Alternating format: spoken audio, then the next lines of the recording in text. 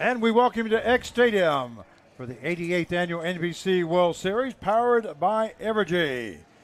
This game will feature the visiting team, the Denver, Colorado Cougars, versus the home team, the Santa Barbara, California Foresters, the defending champions.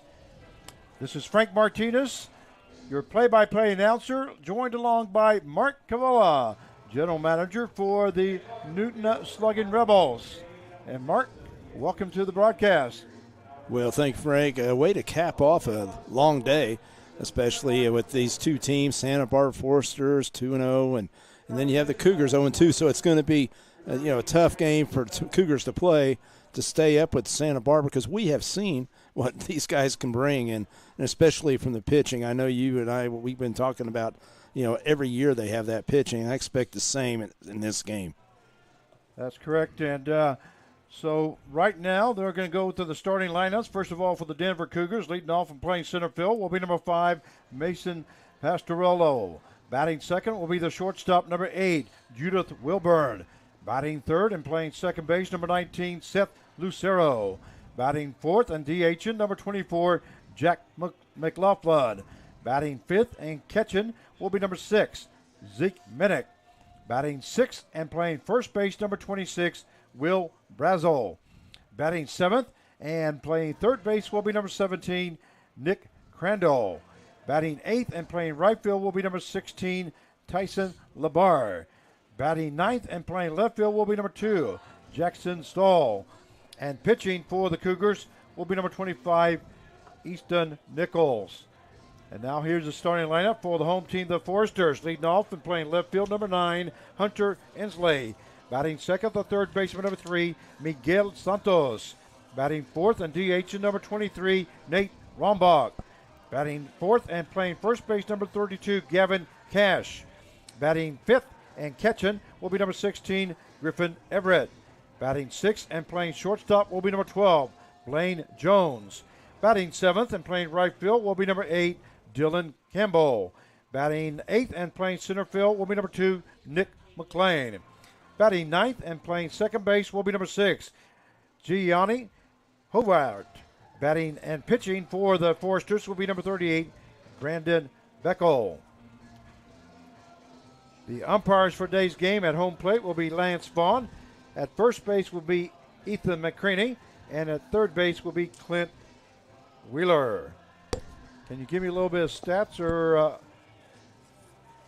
on number 38, Brandon Beckel, for the Foresters? Sure. He's from San Antonio, Texas, 6'3", 195. Plays his ball at Texas Tech, and he is a sophomore. So Brandon Beckel on the mound. And I'll bet you, Frank, we don't know a lot about him, but I'll bet you he throws in the 90s. I mean, I guess we'll get to see. Of course, we can't tell right now. First batter for the Cougars will be the center fielder, number 5, Mason Pasteurillo. First ball hit to the second baseman. Second baseman Horvard goes to Cash at first for out number 1. So one pitch and one out. It's a 4-3 put out if you're scoring at home for the first out. That will bring up the shortstop, number 8, Judith Wilburn. Yeah, Judith Wilburn is from Denver, Colorado, 5'10", 170, and he plays his ball at Antelope Valley. Wilbur comes in batting .400 as he's appeared in 2 ball games. He has been up to bat 10 times, has scored 1 run, has 4 hits, 2 doubles, and 1 RBI. So 1 down here. The first pitch was a ball to Wilbur by Beckel. That one hits the outside corner, and that will even up the count now at 1 ball, 1 strike. Let's say Denver, Cougars head coach Mark Sorrello has been around for many years. Those brings pretty good teams in. You said that wrong. Oh, it is Mark the Man Sorrello. Okay, I'm sorry. There you go. That's he right. Reminded me of that, by the way. That one misses. Gets the corner for strike 2, so the count goes to 1 ball, 2 strikes. Here's the pitch by Beckel. A swing and a miss there by Wilburn as he goes down swinging for out number 2. And that is the first strikeout recorded by Brandon Beckel. That will bring up the second baseman, number 19, Seth Lucero. Lucero is from Arvada, Colorado, 6'2", 190, and he plays his ball at Youngstown State. There's two guys I used to introduce, and that was Mark the Man Cirillo, and the other one was John, the legendary pitching coach, Shin. That one hit deep into right field. That's off the right fielder's Campbell's glove. Rounding second base is Lucero, and he'll end up at third base, and he's safe. Just gets underneath the tag. We'll see how they scored that. There's a triple there by Lucero. Yeah, he got on that fastball. I think that's the big – when you're going against us, the Cougars have nothing to lose. I mean, obviously. But the thing is they can need to jump on those fastballs because they know that's what they'll be throwing right there, especially somebody like Beckel. That will bring up the designated hitter, number 24, Jack Mclaughlin. Mclaughlin's from Golden, Colorado, 6'3", 210, Central, Arkansas. So here's the pitch now by Beckel. That one misses outside for ball one, and nice stop there by Everett. He has to move to his right. Runner on at third base with two down here in the top half of the first. If you're just now joining us, you're watching the defending champion Santa Barbara, California Forsters versus the Denver, Colorado Cougars. Here's the pitch by Beckel. That one hits the outside corner as the count now goes to 1 ball and 1 strike. To Mclaughlin. Yeah, he's leading off the first two hitters with fastballs, and then he's off speed on Mclaughlin. Here's the pitch by Beckel. That one hit to the shortstop. Looks like the shortstop is coming up and going to make a toss to first base for out number 3. So a 6-3 put out. So they score no runs at the end of one half in play. It's Cougars 0 and the Forsters coming to bat, and we'll be right back.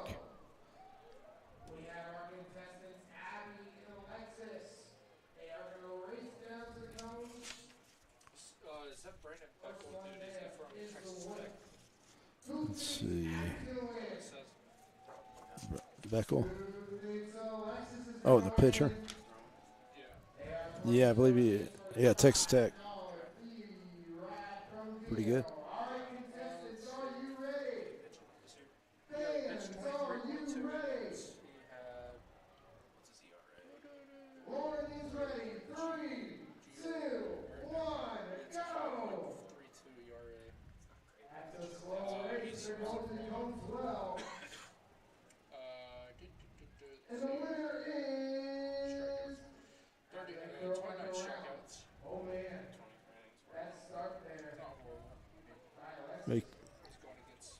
Well, they're probably saving their pitching the best, though.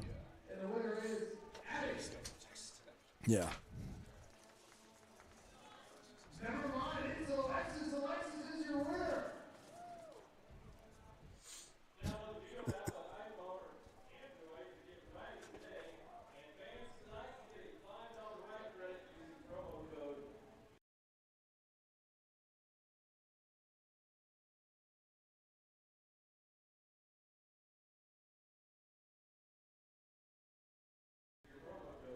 And we welcome back to X Stadium on the campus of Wichita State University for the 88th Annual NBC World Series, powered by Evergy. As we go to the bottom half of the first inning, due up for the Santa Barbara Forsters, left fielder number 9, Hunter Inslee.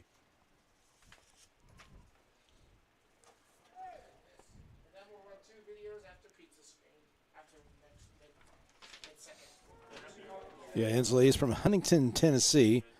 He is 6'1", 185, and guess what? He plays his ball at University of Tennessee. And Inslee comes in batting .400. He's appeared in 2 ball games, has been up to bat 10 times, has scored 3 runs, has 4 hits, 1 home run, and 3 RBIs. And this is the 2-time defending champions, Santa Barbara, California Forsters, as they've won it the last 2 years. And they have won this championship 9 times since 2006, I believe it was. Yeah, that's. Yep, 2006. 9 times they've won this championship. Yeah, Bill Pintard, I mean, every year, that's what we were talking about. Always get some great players. That one breaking down to the dirt, and the count goes to 1 ball and 2 strikes. And they're just as consistent as the waves of California. How's that? Just coming in, just always consistent, always winning, and just never skip a beat. So Hunter Inslee is the batter. Swing and a miss there by Inslee as he goes down swinging for out number 1. That will bring up the third baseman, number 3, Miguel Santos. Santos from Fort Worth, Texas, 5'10", 170, plays his ball at Dallas Baptist. Santos comes in batting 111 as he's appeared in 2 ball games, has been up to bat 9 times, has scored 2 runs, has 1 hit and 1 RBI. That one down into the turf area in front of home plate for ball 1. This is artificial turf. Your Santa Barbara Foresters are wearing their maroon jerseys with white pants, blue helmets, and the Denver, Colorado Cougars have their, what are they called? Well, I guess it's camo? Camouflage. Yeah, there you go. camo. Camouflage with white pants and black hats. That one misses low as the count will now go to 2 balls and 1 strike. Yeah, I remember a few years ago when camo first started coming out and everybody started wearing those, and still some teams, still popular with some teams. I knew what it were, I just couldn't, the words would not come out. That's what you have me for, Frank, right here. That's what I have you for. That's what part of your job is. The count is fouled off there as the count goes to 2 balls, 2 strikes now to Miguel Santos. Second batter here in the bottom half of the first inning. And Frank, remember, you're going to be leaving, right? Yeah, I'll be heading home after this. There's a swing and a miss by Santos. That is the second strikeout of the inning and the second strikeout recorded by the pitcher Easton Nichols. That will bring up the designated hitter number 23, Nate Rombock. Yeah, Rombock from Mansfield, Texas, 6'4", 225. Again, another player from Dallas Baptist. Yeah, well, I was going to ask you, Frank, because remember we talked about last game, your top 5 all NBC teams. I wanted to think about it. You're going to have to let us know by the end of the night. Well, I'm not really sure I can give you that answer because I remember the USA team. I think it was 1995. That could be one right there. there. Hazelarks. Yeah. At that time, there's just been Yes. so many. There's a hard hit ball to the right-hand side. Do you remember the Havasu Heat? Had a pretty good ball team at one time. That one caught by the second baseman for out number 3. So at the end of 1 inning play, we have no score, and we'll be right back. There's something happening in Wichita. Excitement, movement, a vibe. A city that offers amazing experiences delivered with heart. From arts to attractions, nightlife to sports, you feel the energy at every turn.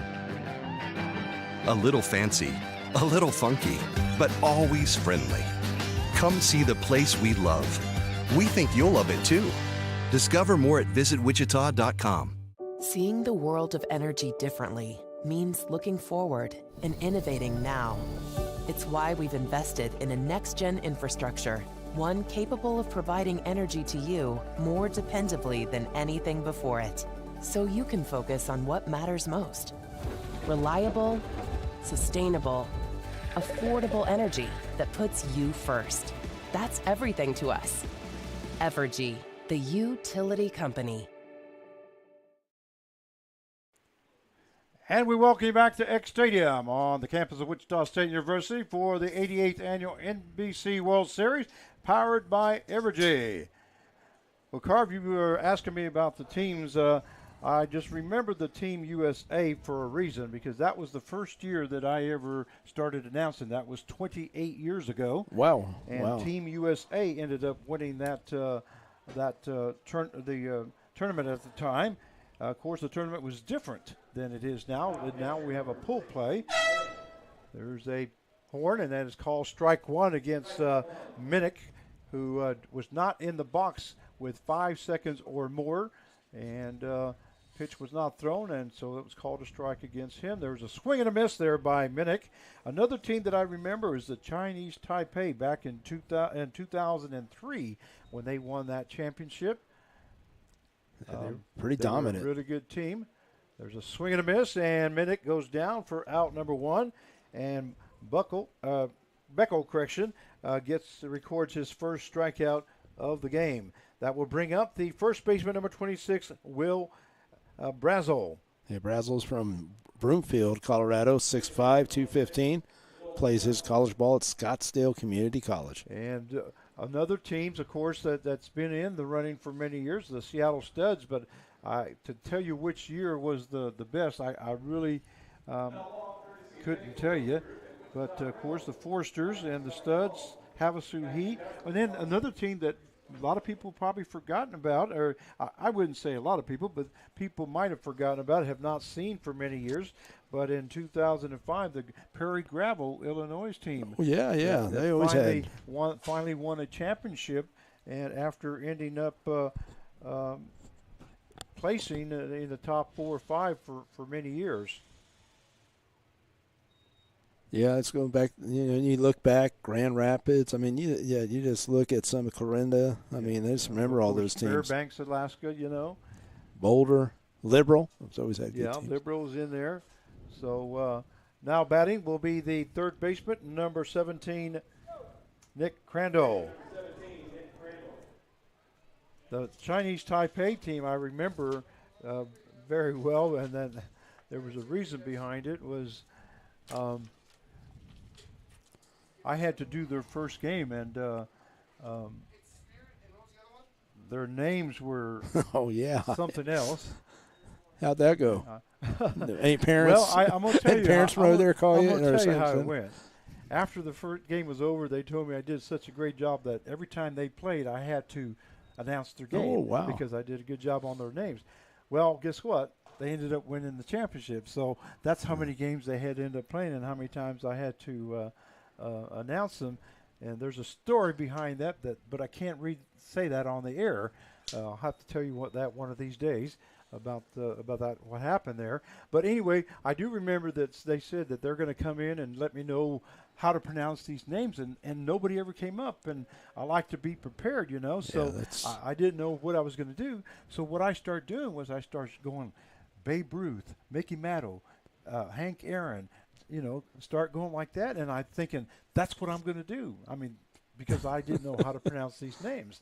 But anyway, somebody finally came up and told me how to say the names, and I was chosen to call their games. That one misses high for ball 4, and Brazel went out, or not Brazel, that's Crandall, I believe. Yep. There is 2 down. That will bring up the right fielder, number 16, Tyson Labarro. And boy, reading those numbers is going to be something else from this height. Those camouflage the numbers. Yeah, the bar's from Hastings, Nebraska. Plays at Dakota Wesleyan up north there. Okay, I'll do that. Looks like Brazel struck out, so that's out number 2. Yeah, and 2 strikeout. Yeah, 2 strikeouts and a walk. Okay, we have a ball and no strikes now to Crandall. To Labarro, correction. Crandall is at first base with a walk. Well, I hope I answered your question, but that's some of the teams that just stand out, like say that Team USA to me was one of the best, and then of course the Major League team. Yeah, that was fun. We talked about that. And I was helping out Cheney when we played when Roy Halladay pitched at that late game, and it was supposed to be in 7 and rain. We didn't play till like 2:30, and obviously that was his last game he pitched, I believe. Yeah. Well, I remember John Qualls pitching for. My guy. Yeah. 2 balls and 1 strike. Was chosen MVP. So it's a lot of memories in this tournament. A lot of history. Yeah. The count goes at 2 balls, 1 strike. Yeah, John, I was fortunate. He played for me for 4 years in college. Just did a great job. And I know Jeff Wells, Derby Twins, needed somebody. That one in the ground, as count will now go to 3 balls and 1 strike now to Labarro. And the whole thing about the NBC, it's like, we're looking at the roster. You never talking about this roster of the Foresters, all D1. Here's John Qualls, at Fringe University and NAI school. He ends up being MVP. Yes, he does. Of the tournament. I remember that. And I believe it was co-MVP. Co-MVP, yeah. But that's still impressive. Yeah, that's still impressive. And he was a crowd favorite. Penalty, ball 4. Oh, that's a tough one right there. So Labarro goes to first base on a walk. And moving over to second base will be Crandall. And that will bring up the left fielder, number 2, Jackson Stahl. Stahl's from Santa Maria, California, 5'7", 185. Allen Hancock, junior college. Stahl is appeared in one game, has been up to bat 3 times, still looking for his first hit here in the World Series. But I bring up this stuff about the NBC, Frank, because there's new people listening. You got all these young players and parents listening. What a lot of people haven't heard about the NBC, unfortunately, because they're very far away. And that's why I think with you, you're that guy that could sit there and tell them, hey, a little about the history, and I think that's important. So the count is 1 ball, no strikes. Runners on at first and second with 2 down. Here's the pitch by Beckel. That one misses outside for ball 1. Now here I'm going to make you work again. What's that? What's your 5 favorite players that you remember? Oh, geez. Come on, there has to be some guys that you really just, oh my gosh, that guy's so good. Or well, some of them became major leaguers. Yeah. So that one misses outside. And the count goes now to 3 balls and no strikes. And Everett goes out to talk to Beckel to try to settle him down, to let him know that you do have 2 down now. Plenty of defense. Has Beckel turn around and say, look at there, you got. Well, yeah, I don't know if there's something about signals or. But that's why a couple visits already. Yep, 3-0 now the count. I was thinking about all the fine players that you've witnessed, I've witnessed, but that's really tough. Trying to think some of the all-stars. I mean, I've seen some guys just unbelievable. Well, 3-0 count now. And here's Beckel's pitch. That one in there for call strike as the count now goes to 3-1. Crandall's on at second base, reaching on a walk, and Labarro also reaching on a walk at first base. 2 down as Beckel struck out the first 2 batters here in the top half of the second inning. And here's the pitch. That one misses high for ball 4. So that is 3 straight walks by Beckel. And Crandall will move to third base. Labarro was moved to second.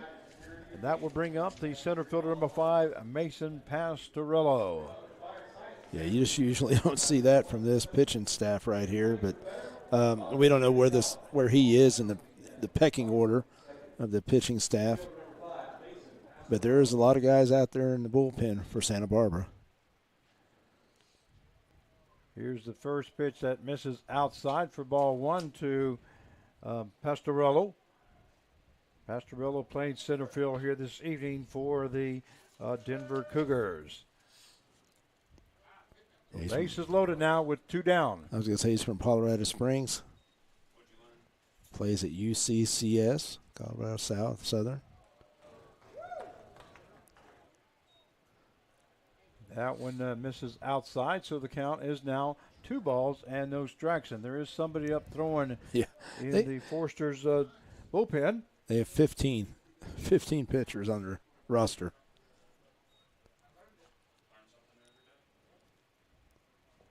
And that one misses for ball 3. So 3-0 now. And looks like Beckel's just a little frustrated there. He can't find the strike zone. You ready to have? Well, of course, Coach goes out there. It's the visits, but I don't think Bill Pintar's worried about that. So 3 balls, no strikes to Pastorello. And that one, ball 4. So 1 run will score. Crandall will score from third base. Labarro moves to third. Stahl to second. And Pastorello will move to first base on another walk, as that is the 4th walk given up here in this inning by Brandon Beckel. And that will bring up the shortstop, number 8, Judith Wilburn. So 1-0 is the score in favor of the Denver Cougars. They do have a lefty warming up in the bullpen. Can't really tell. Wilbur's up with that one in there. Fastball for call strike one. I was going to say, Frank, he struck out his first at-bat in the first inning. So no balls, one strike, and here's the pitch. That one hits that outside corner for call strike two. A good fastball. Looks like Beckel finally decided, you know what? If they're going to hit me, they're going to hit my fastball. Because here's the pitch now. Another fastball lifted to the right-hand side.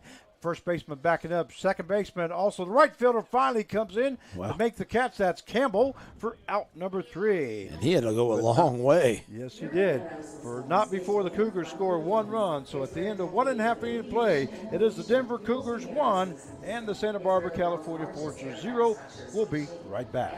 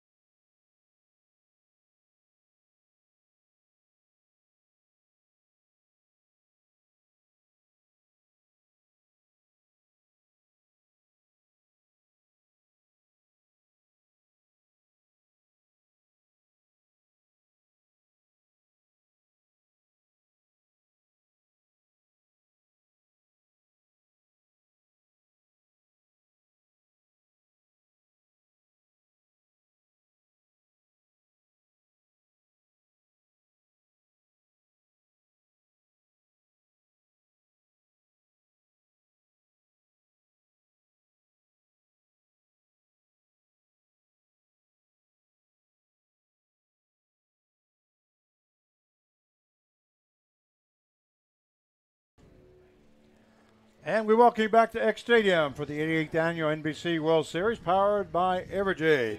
As we go to the bottom half of the second inning, the score 1-0 in favor of the Denver Cougars over the Santa Barbara Foresters. Due up, first baseman number 32, Gavin Cash. Nichols starting his second inning of work here for the Denver Cougars. Yeah, Cash from Sour Lake, Texas, 6'2", 205 from the University of Texas. Cash comes in batting .750 here in this World Series. As he's appeared in 2 games, has been up to bat 8 times, has scored 2 runs, and has 6 hits, 3 doubles, and 3 RBIs. Wow. Ball hit to the right-hand side. First baseman is able to get to it, but the pitcher was not there in time, so Cash records his first hit of the ball game.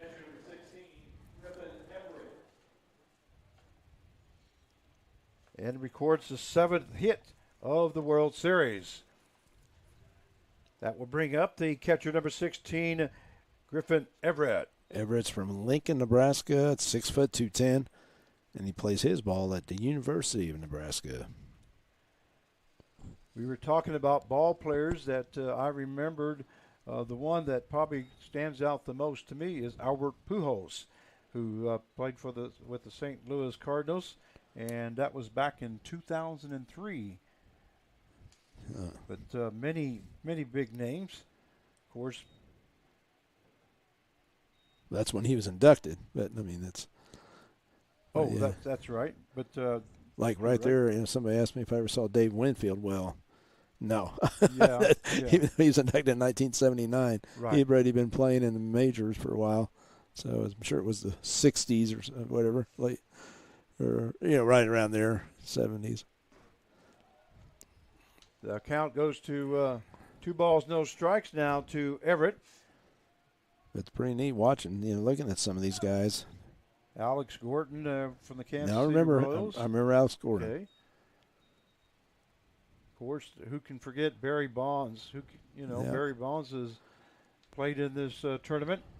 Mark McGuire, Joe Carter, Roger Clemens. Yeah. Tony Gwynn. You can just go down the line. Dave Winfield, Ron Guidry, Chris Chambliss. I remember when Chris Chambliss used to play for the Wichita Earls. Oh, yeah. Yeah. In Wichita. Well, a lot of those guys just. I mean, look at that Mark Grace. I mean, that's, you know, it's Count is 3 balls, no strikes now to Everett. Here's the pitch. That one misses low for ball 4. So now the Santa Barbara Foresters will have runners on at first and second as Cash goes to second. On a walk, he reached on the base hit, and he will go to second base on a walk there to Everett. That will bring up the shortstop, number 12, Blaine Jones. Yeah, he's from Munster, Texas, 6 foot 195, another Dallas Baptist product. That one misses outside for ball 1. So Easton Nichols in his second inning of work here.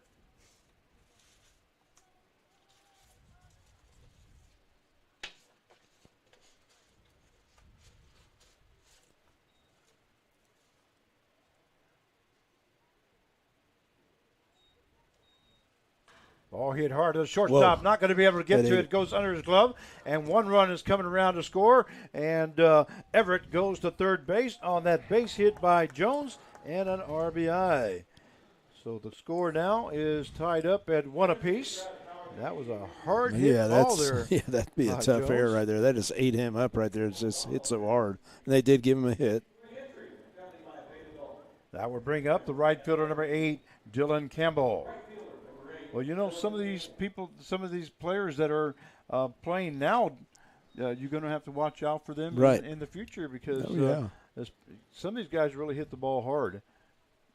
And the very good ball players have chances to move on. And that one hit Campbell, so he will go to first base as a hit batsman. Everett is standing at third base. Jones goes to second, and Campbell will be at first base. We have no outs here in the bottom half of the second inning. That will bring up the left fielder, number 2, Nick Mclean. And McLean's from Tustin, California, 5'10", 190. Plays his ball at Arizona State. He's a freshman.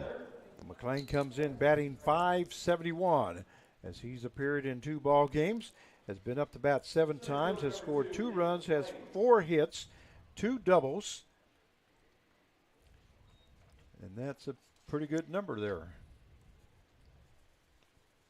So the first pitch to McLean misses for ball 1. Bases are loaded with no out here in the bottom half of the second inning. And Nichols ready to work. The ball hit right down the line, but just a foul. That wasn't foul by much there. As that will even up the count now at 1 ball, 1 strike. That was a good backhand there by Crandall. Yeah, nice job there by third baseman Crandall. Anyway, Frank, like I said, I was just thinking, I think a lot of people, they really don't know about the NBC, and I hope that, at least we can enlighten them somewhat about the importance, how, Well, and then you can't forget about Nate Robertson for the Detroit Tigers, Wichita product. That one in there for a call strike. Like I was telling my friend about the Roy Halladay, with the All-Stars, and we were talking about, he didn't know that. He goes, "You're kidding me," and I said, "Oh yeah, they had some pretty good players there." Chipper Jones, he played in it. That ball lifted to the right-hand side. Right fielder Labarro gets under it, makes the catch, and there's a toss out to second base that gives up the run from coming in from third. And the score now is 2-1 in favor now of the Santa Barbara Foresters. Still runners on at first and second with 1 down now. That will bring up the second baseman, number 6, Gianni Horvard.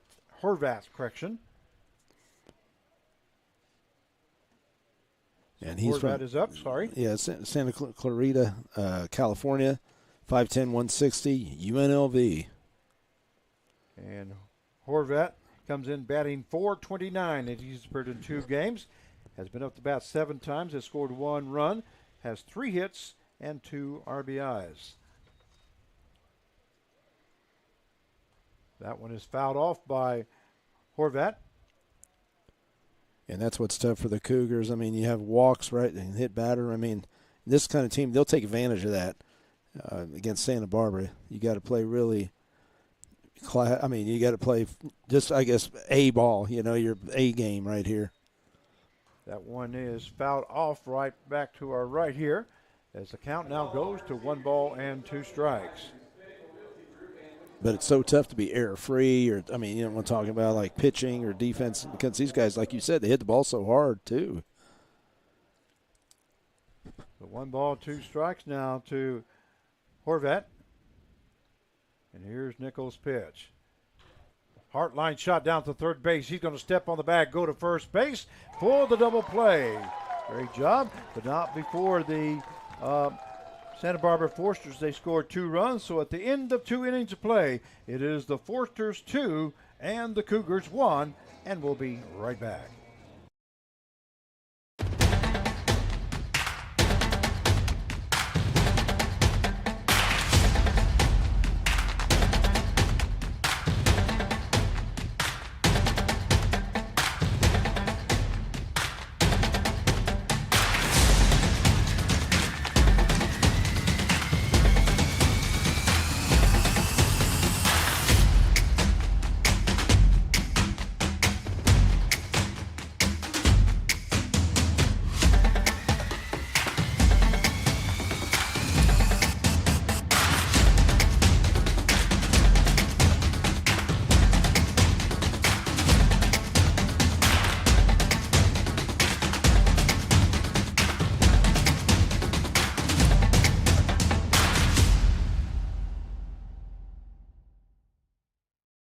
Everyday heroes take the Safe Digging Pledge.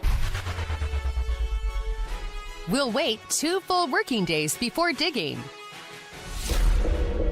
I'll use soft digging techniques in or near tolerance zones. I'll make sure underground facilities are marked before I dig. Protect Kansas. Take the pledge at beadigherokansas.com. And we welcome you back to X Stadium for the 88th Annual NBC World Series, powered by Evergy. We go to the top half of the 3rd inning. The score 2-1 in favor of the Forsters over the Cougars from Denver. Due up here in the top half of the 3rd for the Cougars will be the second baseman, number 19, Seth Lucero. Yeah, Lucero hit that big triple right there. That great triple there. Just, I mean, he hit that pretty hard. That was in the 1st inning. Did not score, though. And Becko's back out there for his 3rd inning of work. That one in there for strikes, so the count goes to 2 balls, 1 strike now to Lucero.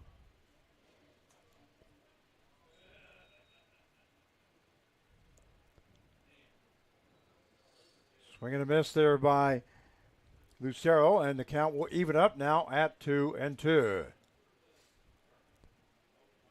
It's going to be interesting to see what he throws here. Well, same pitch. Swing and a miss there by Lucero as he goes down for out number 1 here in the top half of the 3rd inning.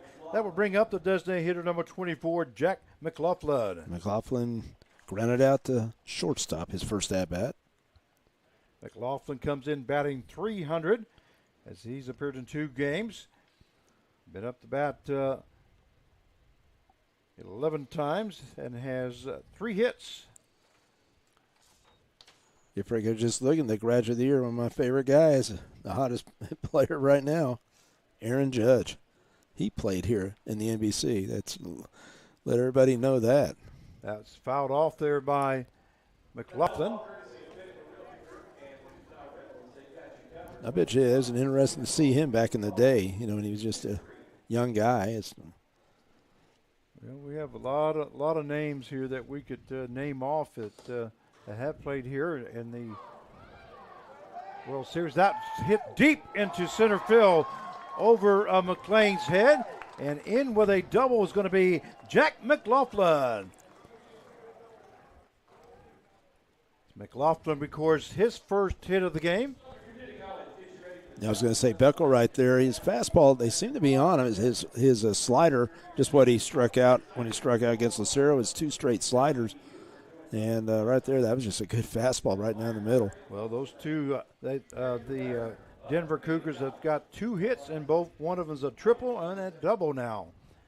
So runner will be on at second base with 1 down here in the top half of the 3rd inning. 2-1 is the score in favor of Santa Barbara over Denver. That fastball misses high for ball one by Beckel. To catcher number 6, Zeke Minnick. And Minnick struck out in the second inning. Yeah, this is one of those nights I wish we had the radar going. Yeah. Here's the pitch. That one a swing and a miss there by Minnick as the count now goes to 1 ball and 1 strike. And I heard some guys, during the Cheney game talking about, hey, how come the radar's not going? Oh, they'll have it for Santa Barbara. They were all laughing about it. Well, you can let them know that it's not been on all night long. Here's the pitch. That one hits the corner for strike 2 as the count now goes to 1 ball and 2 strikes. And I'm pretty sure, like we talked about the story with Herb Hess, I'm sure that's pretty close around 90, 91 right there, probably. Well, Herb would be able to tell you. Herb, yep. Here's the pitch. That fouled off there by Minnick. Well, you think about this is what we talked about. Here's a guy that's 50 years as a scout, and he saw how many guys did he see throw? And he had the radar gun in his bag there, but he said, I don't need it. So 1 ball, 2 strikes now to Minnick. And Beckel ready for the pitch. That one misses low, as that will even up the count now at 2 balls and 2 strikes. Just a little overthrowing right here. Mclaughlin on at second base as he just reached with a double. There is 1 down here in the top half of the 3rd inning. Here's the pitch by Beckel. That one a swing and a miss there by Minnick as he goes down for the 2nd time in the ball game. That is the 2nd strikeout by Beckel here in this inning. And that is the 4th strikeout recorded by Beckel in the game. That will bring up the first baseman, number 26, Will Brazel. Yeah, and he struck out also in the 2nd.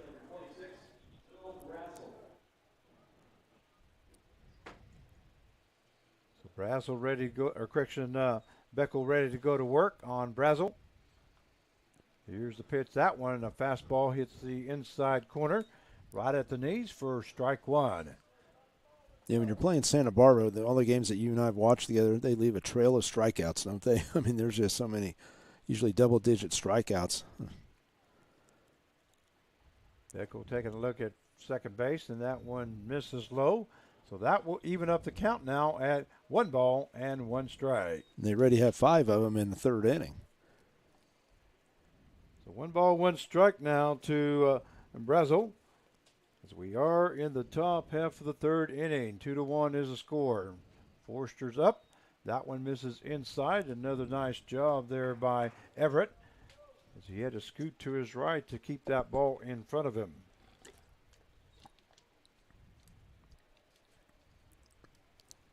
So 2 balls, 1 strike.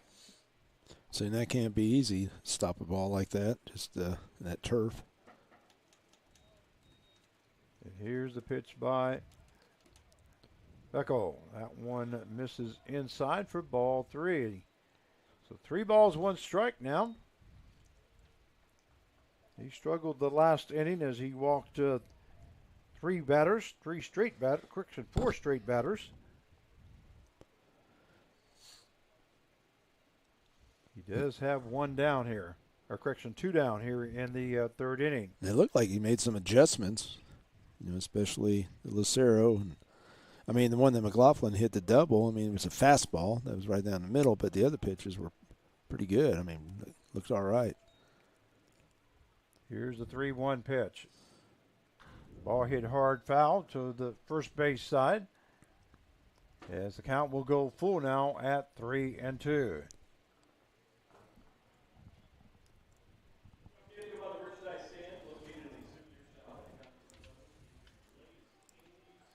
We have a pretty decent crowd out there, Carv. Yeah, not bad. I mean, just happened to take a quick look. Here's the 3-2 pitch. Swing and a miss there by Brazel. Goes down swinging, and Beckel strikes out the side. So at the end of 2.5 innings of play, it is the Foresters 2 and the Cougars 1, and we'll be right back.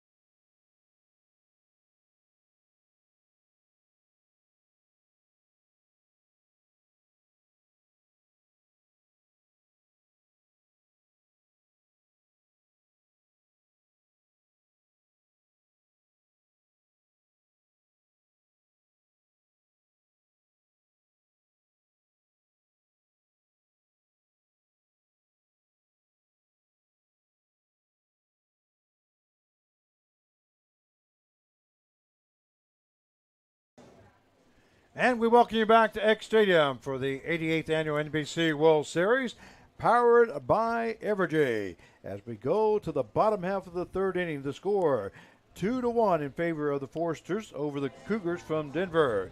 Due up for the Foresters will be the left fielder, number 9, Hunter Ensley. Ensley is struck out in the first inning. So he's 0 for 1. And Nichols ready to go to work on his fourth inning of work here. As that first pitch is in there for call strike one.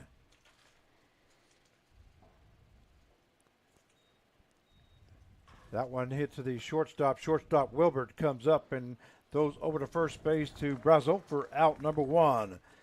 So a 6-3 put out in the books if you're scoring at home with us. That will bring up the third baseman, number 3, Miguel Santos. Yes, Santos, he's 0 for 1 also. He struck out in the first. So far, Nichols has thrown 32 pitches. That first pitch to him, a breaking ball, misses high for ball 1. You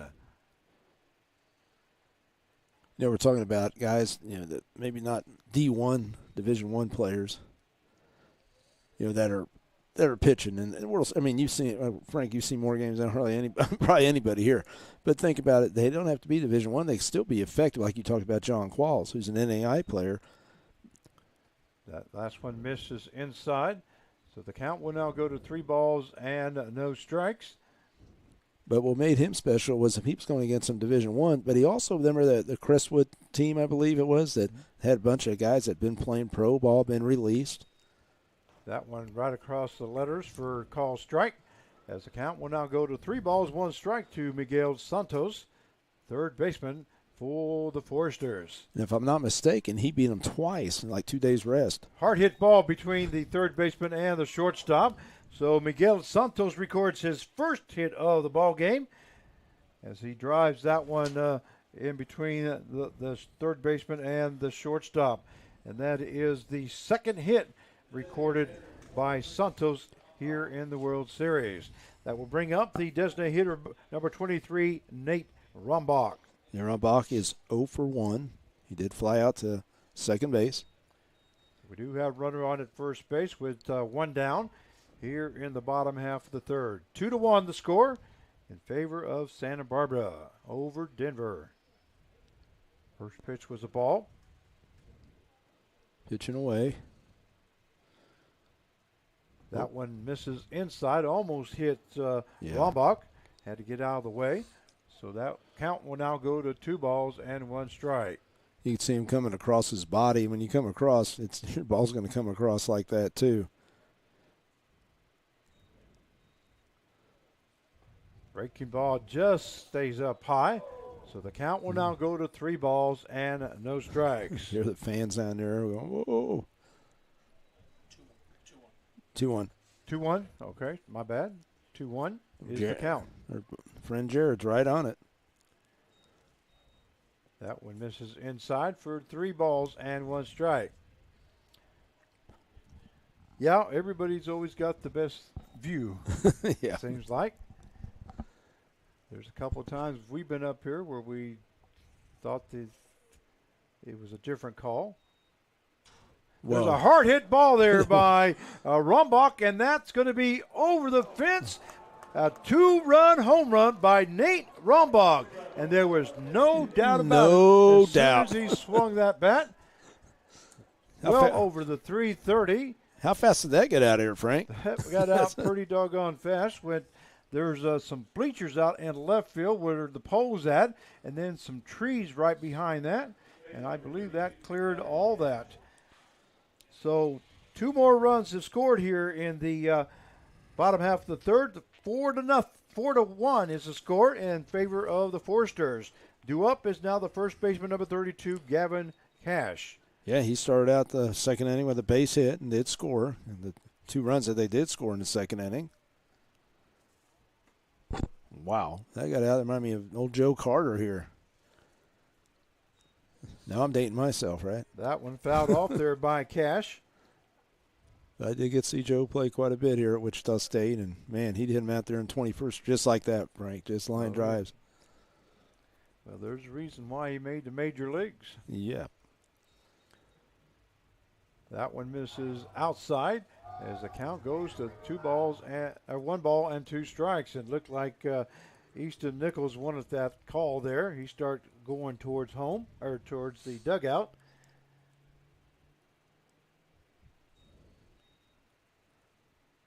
That one misses low and outside, and that will even up the count now at 2-2. And Joe Carter, he also played in the NBC, played for the Boulder Collegians back then. They always had pretty good teams.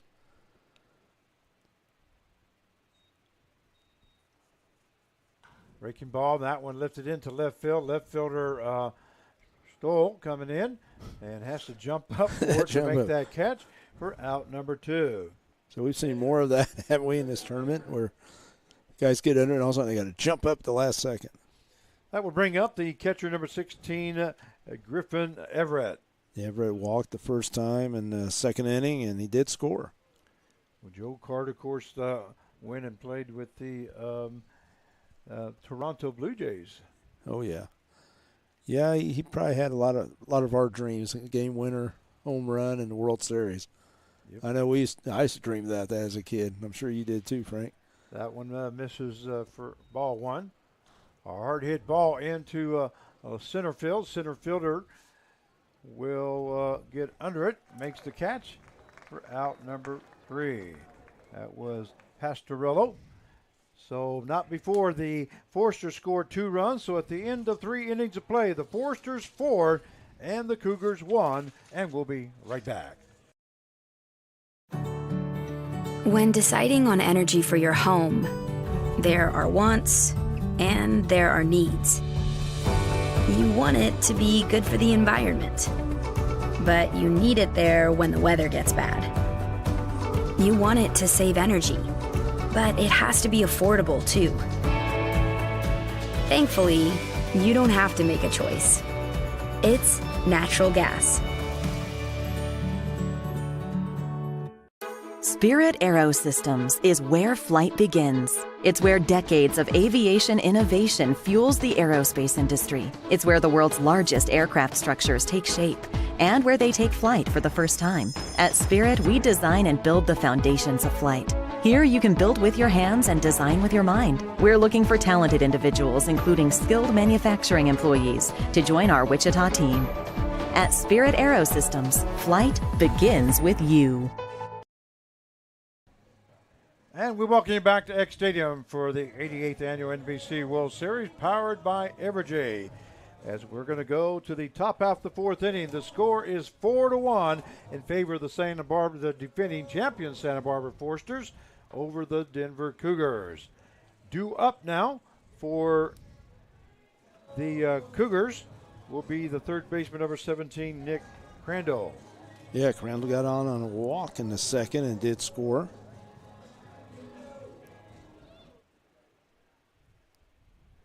Looks like they're going to wave the clock off. Well, waiting for the coach to get over there. The umpire was talking to Bill Pintard. They're along the right-hand side of first base here between home and first. A hard hit ball down the line. That's going to be in for extra bases for Nick Crandall as he rounds first base. And finally, they get the ball in. And standing at second base with his first hit of the ball game is Nick Crandall. He's got on base twice. That's all you can ask. In with a double.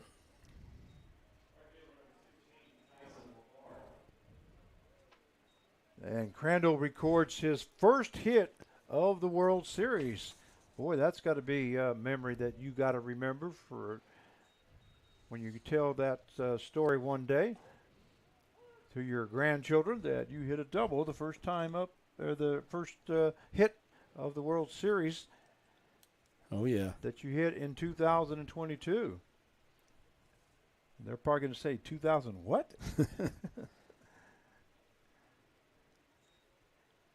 There's the pitch, misses low for ball 1 as the count will now go to 1 ball, 1 strike.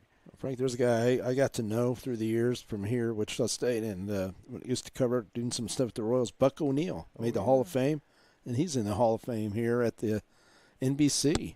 Yeah, made that in 2003. 3. That one misses. Looks like Crandall started taking off the third base, but the ball was kind of going towards third base on the foul territory. A nice job of hustling there by Everett.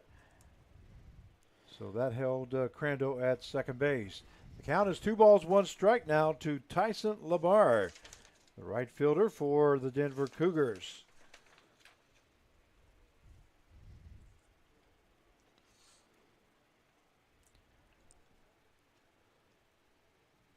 And Beckel ready to go to work here on the 2-1 pitch. A swing and a miss there by Labarro, and that will even up the count now to 2-2.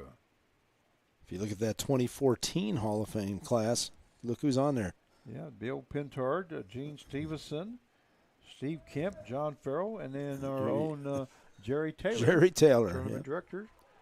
Ball is the swing and a miss there, and it gets away from the catcher.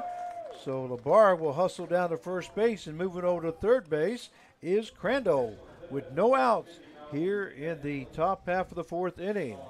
I always feel that's pretty tough. You strike out a guy, but he gets on, because he had a nasty pitch, but he still gets on first base. I believe that's going to be a strikeout on either a pass ball or a wild pitch. And usually it is a pass ball. So the count now batting will be the left fielder number 2, Jackson Stahl. Yeah, and he walked in the 2nd inning. Runner on at first and third with no out. And there's a bunt laid down. Great bunt there. And staying at third base is Crandall. Yeah, he just didn't read it or something. I mean, I don't know. Beckel was able to get that and toss it to first base for the out. So we have a 1-3 put out for the first out. But moving over to second base was Tyson Labarro. And that will bring up the center fielder, number 5, Mason Pastorello. Yeah, Pastorello grounded out to second and then also walked. He also walked in the he grounded out in the first and walked in the second. Sorry there. So we do have a 2 on and 1 out here in the top half of the 4th inning. Here's the ball hit hard to the right-hand side. It's going to be out of play. As the count goes to no balls, 1 strike now to Pastorello. Yeah, they're definitely hitting that fastball. I mean, they're getting some good wood on it. They're jumping all over the fastball, aren't they? Oh, yeah. Yeah, that's. Well, they're waiting for one pitch and going after it. Here's the 0-1 pitch there by Beckel. That one misses low and outside. The ball gets away from the catcher, Everett, but he's able to keep it in front of him there. So that will take the count now to 1 ball and 1 strike. You know, and there's still some guys that are involved with, but here's a Hall of Fame member, Barry. Barry Aiden, with the Seattle, Washington Cheney Studs. That's in 2011. And here's the pitch. That one misses outside, and that was backhanded there by Everett. As the count goes to 2 balls and 1 strike. Now, Frank, you never did see Fireball Jackson play, did you? No, I never got a chance to see Fireball Jackson. You're trying to make me older than I am. I know you were in the fast pitch and all that stuff, and he did all that. This is outside. They said he did it all. I did see Fireball Billy Jackson. Is that right? Hell yeah. Yeah, played fast pitch softball for Margie's. Played against him many years. He was kind of a legend, wasn't he? Yeah, Billy Ray Jackson. Yep, Billy Ray. 3-1 now the count. That one hits the outside corner as the count now will go full at 3-2. I think I played fast pitch softball for like 17 years and probably played all those 17 years against Billy Ray. How'd you do against him? I have a story about that, but I'd rather keep it to myself. Oh, no, Frank. You need to write a book or something. No. Here's the pitch. That one just misses outside, so the bases will be loaded. And now Pastorello will be at first base. Crandall still at third, and Labarro at second. And here comes head coach Bill Pintard. Yeah, I think they've had still that same lefty out there in the bullpen. I can't really see who it is, but I know he's throwing a lot of pitches out there. Well, Billy Ray Jackson had my number. Let's just put it that way. Well, he had a lot of people's number. You're not alone. I'm not the only one, yeah. One time I remember he had full count on me, and he looked at me, and I looked at him, and the wheels are turning. You can just see the wheels turning, and smoke was probably coming out of my head, and his was all in fun. But he was thinking, what is he thinking? And I was thinking, what's he going to come with? Is he going to come up with that changeup, or is he going to throw the fastball? That's why I heard he had a great changeup. And he had a great changeup, and looks like there is going to be a pitching change here. Somebody coming out of the bullpen. But anyway, him and I just looked at each other, and he finally just said, you know what, I think I can get him on this changeup. And he threw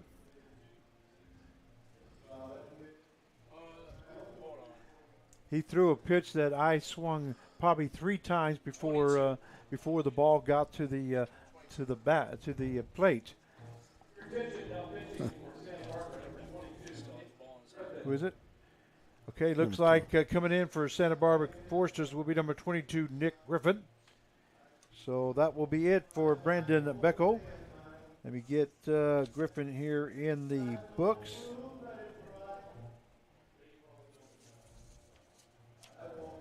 And I'll try to get you the numbers here for Beckel. Looks like he had a total of 67 pitches in just 4 innings.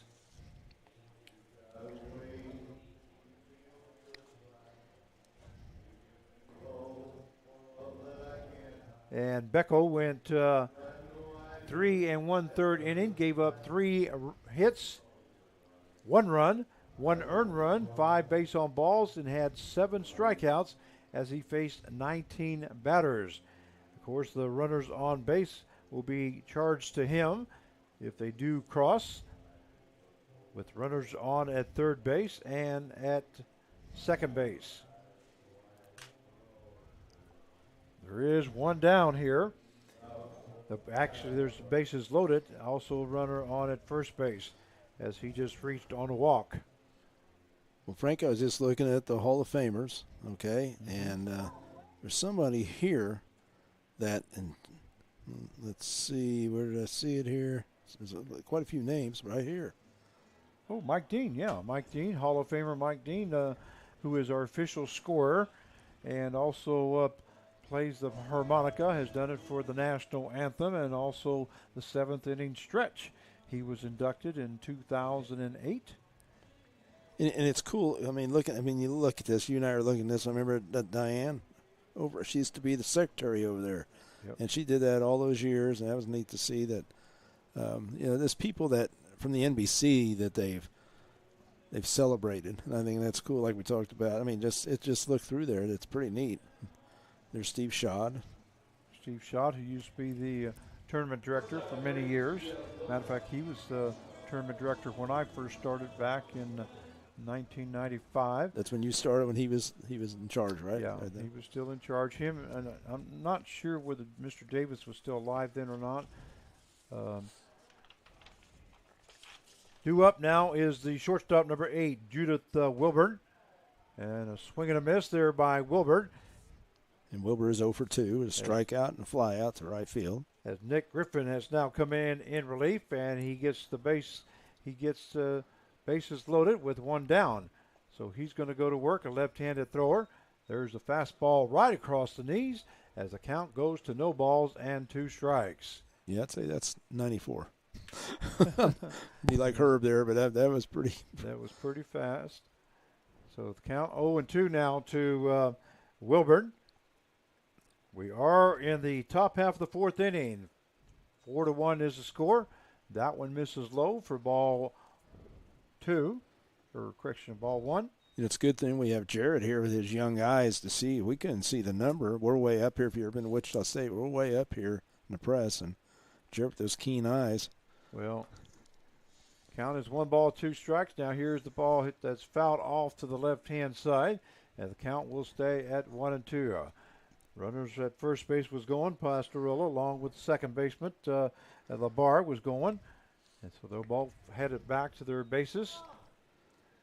I think Jared has that Clark Kent kind of look to him. And the 1-2 pitch now by Griffin. That fastball misses outside, so that will even up the count now at 2 balls and 2 strikes. It's the opportunity for the Cougars to get right back in this. And they're playing back. I mean, if he could put some ball hit like to the right-hand side, there's a double play depth there. To ball. Oh, and then gets away from the shortstop there as that throw was off. So 2 runs will score as Crandall scores from third base and Labarro scores from second. And runners will advance. Pastorello will end up at third base, and Wilburn will end up at second base. So he's going to reach on an error, a fielder's choice, and then an error. I believe it'd be on the second baseman. I think so, yeah. So the score now is 4-3 in favor of the Forsters. But the Cougars have scored 2 runs here in the top half of the 4th inning. That would bring up the second baseman, number 19, Seth Lucero. And that was a double play ball there. Yeah, that was there for him. Now, they might have just got one because the second baseman did have to go across his body just a little bit backwards. Well, I was thinking, like I was just saying before they hit that they're playing pretty far back for especially double play. I mean, it'd have to be a hard hit double play. Of course, he had a kind of a chopper type where I think I agree with you. I think it would have scored a run anyway. Yes, it would have scored a run and might not have been able to get double play, but throwing that into left field did not help matters. That one in there for call strike as the count now goes to 1 ball, 2 strikes to Lucero. Yeah, Lucero hit that triple in the first inning and struck out in the third. Or they're saying Wilbert's up. Let's see. No, it's not. It's Lucero. Hard hit ball there by Lucero. That's going to go down the line right field. That's going to be in for extra bases. 2 runs will score as Pastorello comes across along with Wilbert. And standing at second base is Seth Lucero with a double and 2 RBIs. So 4 runs have scored now here in the top half of the 4th inning. And the score now is 5-4 in favor of the Denver Cougars. Yeah, he roped that. That was an inside fastball right there on him, left-handed hitter. Turned right down the line, right down the right field line. Great job by Lucero. So now batting will be the designated hitter, number 24, Jack Mclaughlin. And Mclaughlin is 1 for 2, has a double. First pitch is in there for call strike 1. There's probably not too many people saw this coming right here. No, I'm one of them, to be honest with you. Well, that's what Mike Dean and I were talking about earlier about, you can't overlook teams. That one there just misses for ball 1 as the count will now go to 1 ball, 1 strike. We still only have 1 out here in the top half of the 4th inning. 5-4 now the score in favor of the Cougars over the defending champions, the Santa Barbara, California Forsters. That one misses outside that, get a wild pitch, and the runner will advance. Lucero would advance to third base. And now he's in even more scoring position. Yeah, you just don't. Third. You just don't see the big innings against these guys. I can't remember the last time have you seen it? Yeah, no, just a 2 years ago. They had that 0.000 fielding average. Right. Yeah. Remember that? Oh yeah. No errors, nothing. Thing was perfect for them. And the count is 2 balls, 2 strikes. I'm just saying the teams against them and getting the big innings. That's a crooked number, the 4 runs. 2-2 the count now to Mclaughlin. They have the opportunity to make it 5. That one it is called strike 3. I thought it was. Wow. Yeah. So that's a strikeout by Griffin. He records his first strikeout, and that is the second out of the inning. That will bring up the catcher number 6, Zeke Minnick. Yeah, Minnick has 2 strikeouts in the second and the third. He can make some amends right here if he can get this 5th run in.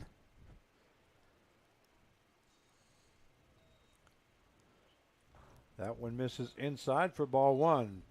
Fastball, they got to be in the 90s, I would say. Yeah, and that's tough on a catcher, and especially what you were talking about on the turf, and how that ball bounces. It's not always true, especially if it hits the plate.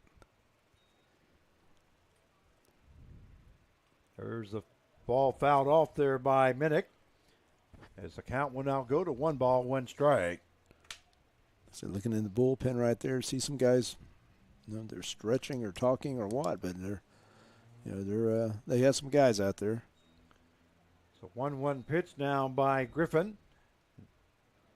Ball is fouled off to the right hands are back behind us here. As Lucero is standing at third base with 2 down. And the count goes to 1 ball, 2 strikes against Minnick. Nick Griffin in on relief here.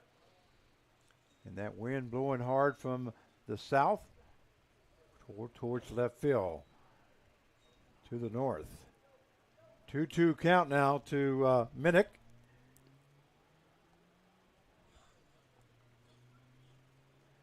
We mentioned this earlier in the broadcast, the one that we did before this one, the game before we did this one, how beautiful the field looks.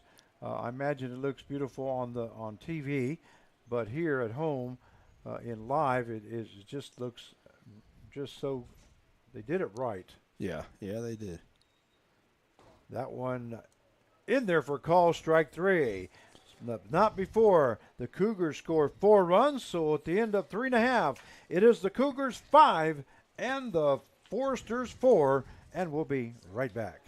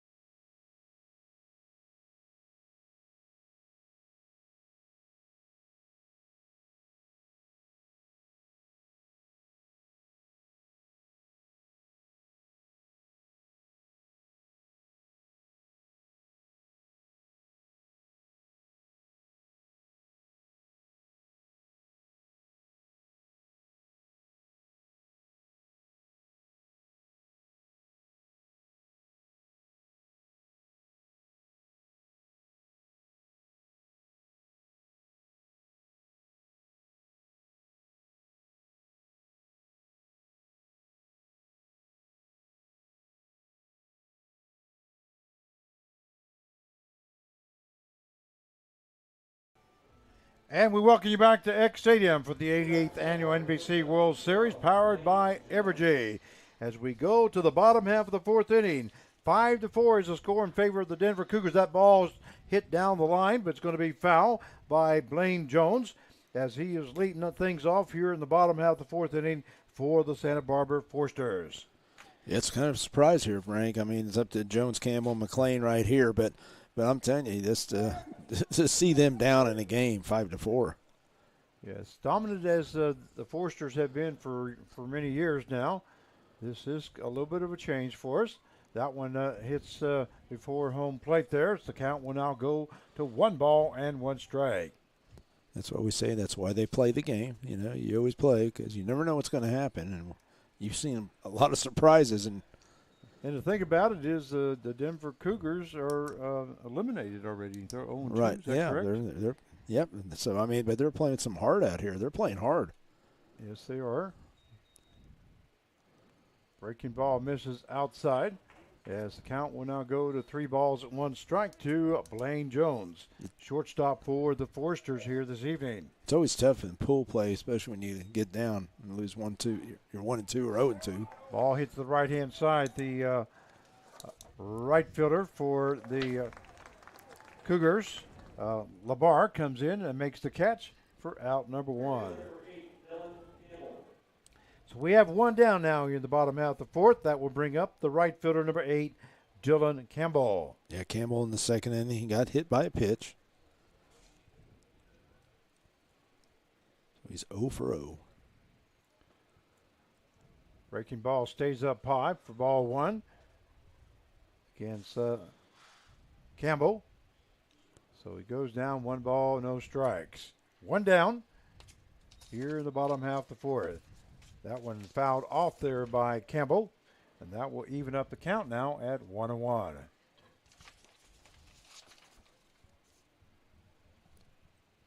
Yeah, that's the thing about baseball. Just get a hot pitcher on the mound. It shuts you down a little.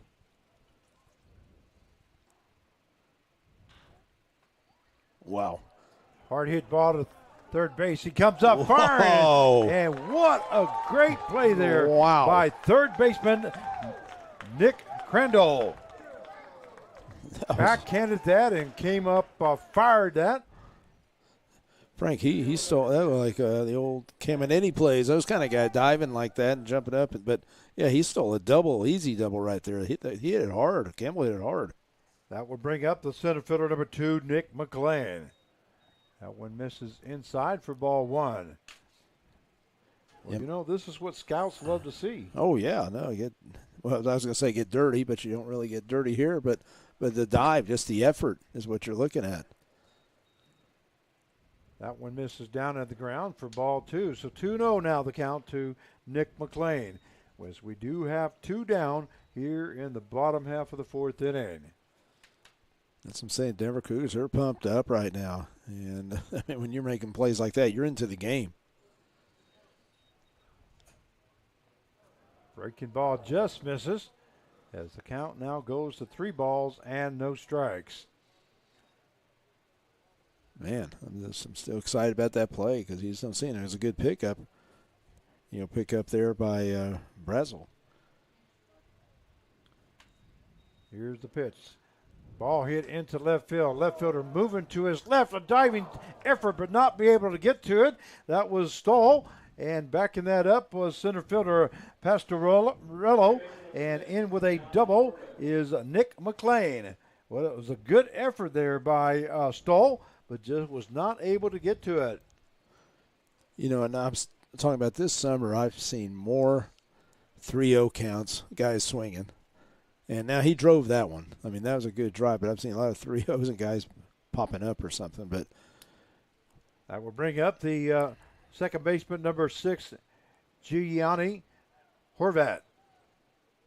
But anyway, here's my debate, whatever. If it's 3-0, you take one. Okay, then the next pitch is either going to be a ball or you drive it. It's going to be pretty much the same pitch. Would you agree? With 3-1, 3-0? Well, of course, I'm talking about a whole different league than you coached, but I always. Did you swing? Did you I swing 3-0? Told my 7 and 8-year-olds to take the pitch. Well, what about you, Frank? I mean, you played a lot of ball. I mean, did you ever? I always took. Yeah. You That's how I always felt, and Two balls, no strikes now. And here it looks like he steps off. So going back to second base was McLean. But then you throw that theory away, somebody like McLean hits a double, so 3-0. But I'm a guy that never hit any home runs over the fence, so that line shot down the third base side. Didn't have the power, but I had a lot of single hits.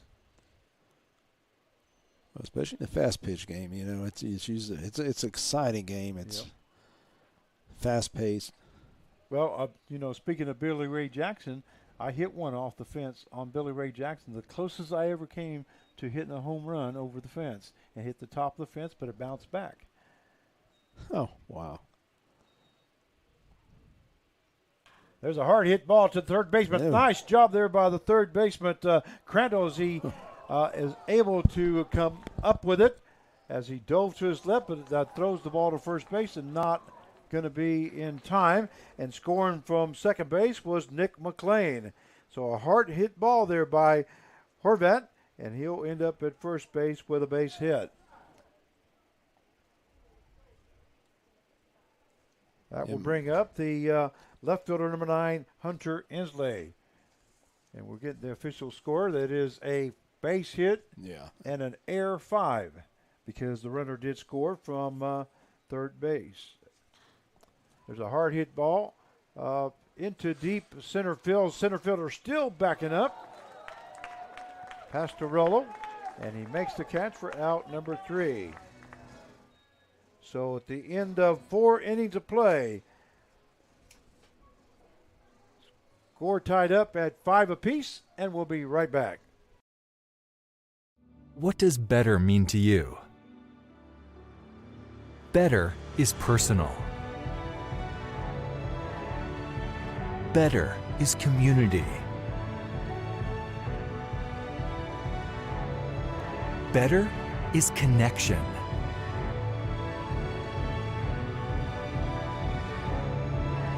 Better is Butler. Butler Community College. Ready for better. At Evergy, seeing energy differently starts with thinking differently about its impact and then committing to doing better every day. As we continue to expand our investment in renewable resources, capturing more wind, gathering more sunshine, we're able to generate power that's cleaner and provide it to you more affordably. Reliable, sustainable, affordable energy that puts you first. That's everything to us. Evergy, the utility company.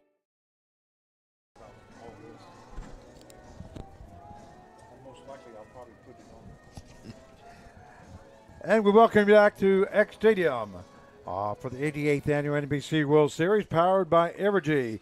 As we go to the top half of the 5th inning, the score tied up at 5 apiece. Okay, raise your hand up if you think the score was going to be tied up after 5. I don't see a single soul with their hand up.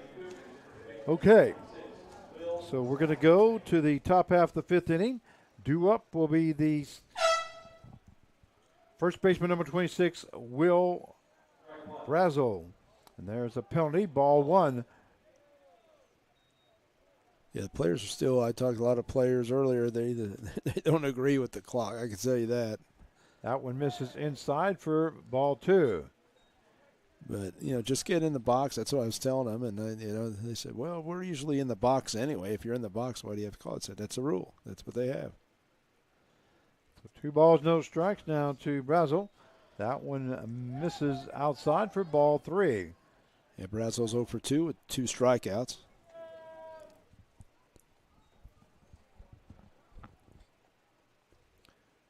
Three-0 now the count, and here's the pitch.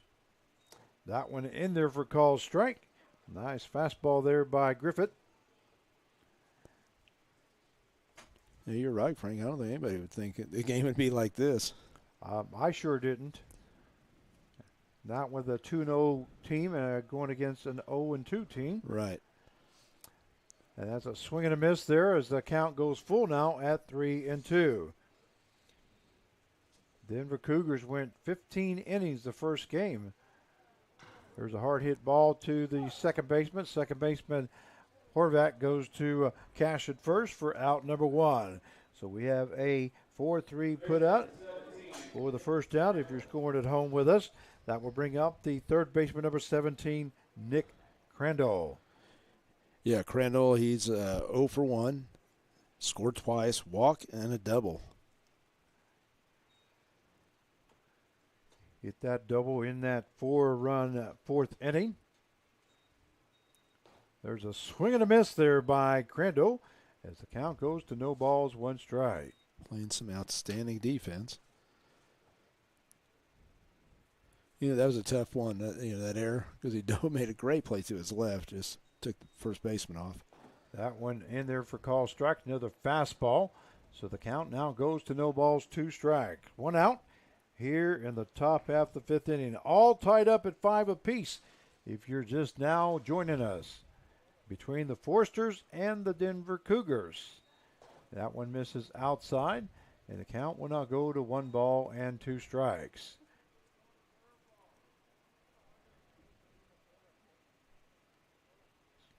So 1-2 now the count. And here's the pitch. That one misses high, and the count will even up now at 2-2. You're just trying to be efficient right now. 22 counts. Seen a lot of, like high pitch counts. I mean, it's just. That one hits the outside corner for call strike 3. So that is the second out of the inning.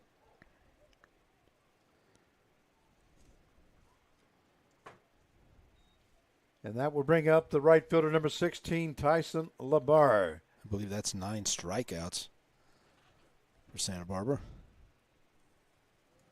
See if I'm right for once, Frank, right? My stats.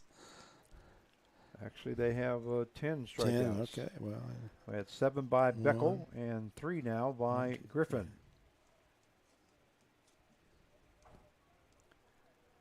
Due up now is Labarro. Count is 1 ball, no strike. That one fouled off there by Labarro, as that will even up the count now at 1-1. Yeah, Labarro, he walked in the second, and he struck out, but did get on base on a strikeout wild pitch or pass ball, I guess. And he did score. A swing and a miss there by Labarro. But I will not challenge Mr. Dean on how many strikeouts. If he says 10, it's 10.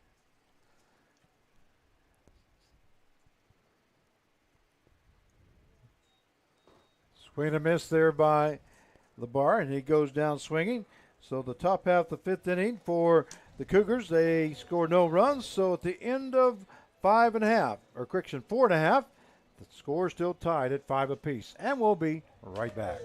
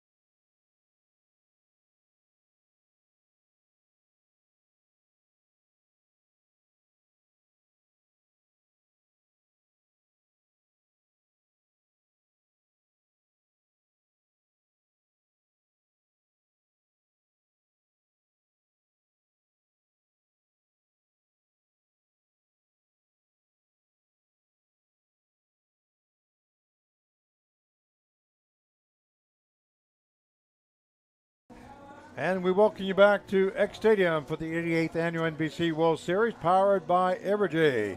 This is Frank Martinez, your play-by-play announcer, joined along by Mark Cavalla, our general manager, the general manager for the Newton Sluggin Rebels.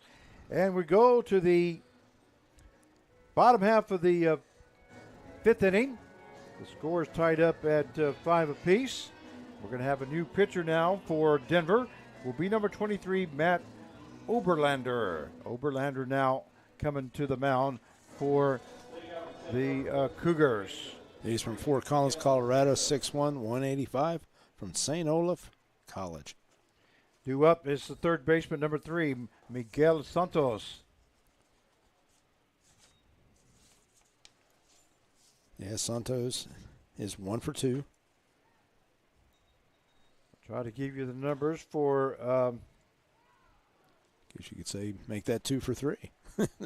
Nice got a base hit. Yep, nice line drive base hit. So Santos is in, on with his second hit of the game. Yeah, and Rombock, he's the guy. He's up next, and go ahead. I was just going to say, here's the guy at the home run. He killed it right here. 2-run home run in the third. He's 1 for 2. That will bring up Rombock. And that give you the final numbers now for Easton Nichols. He went 4 innings, gave up 6 hits, 5 runs, 4 earned runs, 1 base on ball, had 2 strikeouts as he faced 19 batters. That one misses outside.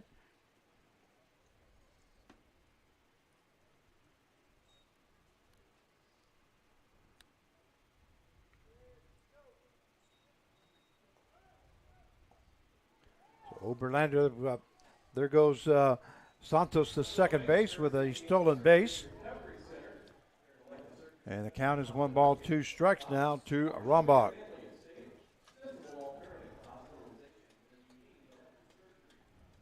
We are in the bottom half of the 5th inning. The score still tied at 5 apiece. Pretty good pace, though.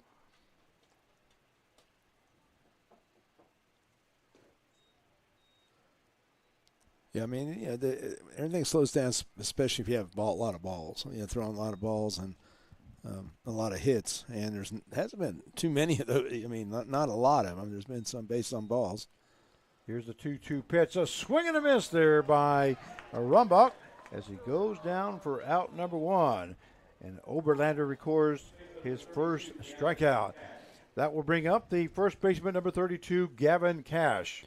And that's the thing, too. You always look at that, Cash is 1 for 2, by the way. But you look at him, a guy throwing, let's say, like Greg Maddox, didn't throw a lot of pitches. But when you get a strikeout pitcher, you're throwing a lot of pitches, too. Swing and a miss there by Cash. And there's some college coaches that say, "Hey, we want to lead like in strikeouts." Okay, well, if you do that, you're going to be throwing a lot of pitches. But then the coach says, "Hey, just let's be efficient. Let's just get out and 9 pitches or 10 or something like that." So it's just different philosophies. 0-1 pitch now. That one lifted into center field. Center fielder backing up Pastorello. And he's able to make the catch at the warning track, and tagging up at second base was Santos, and he will end up at third base. But we do have 2 down now. It almost looked like Pastorello was falling down on that. Yeah, that's what I thought at first. I go, man, that's, with that wind too, and he's going backpedaling right there, but he had the lead on it. And that will bring up the catcher, number 16, Griffin Everett. Everett's 0 for 1. He walked in the second, scored, flew out to center. One low and outside for ball 1. As the count goes to 1 ball, no strike. Now to Everett. Now, what position did you used to play in Harv? Well, mostly third base. The hard hit ball into center field. That's going to be in for a base hit for Everett. And 1 RBI there by Everett as Santos comes in to score. The score now 6-5. And that's what I call major league hit. Could you hear the difference? You could hear that. I think people at home could hear that with the mic out there. So Everett reaches on for the second time. Only the first hit of the ball game. He reached on a walk. Got to bring up the shortstop, number 12, Blaine Jones. Yeah, Jones is 1 for 2. Now, I played basically third base, and then I went to first base. Had little owner problems and all that, and I used to pitch a little, but I went different. I went from third base to catching. Wow, that's. And I was thinking about that because as humid as it is, I wouldn't want to be catching and have the gear on tonight. All right, there's the pitch, and that's in there for call strike as the count will now go to 1 ball, 1 strike to Blaine Jones, who's the shortstop here for the Foresters. We do have 2 down, runner on at first base. 6-5 now the score in favor of the Foresters. Breaking ball in there for call strike as the count now goes to 1 ball and 2 strikes against Jones.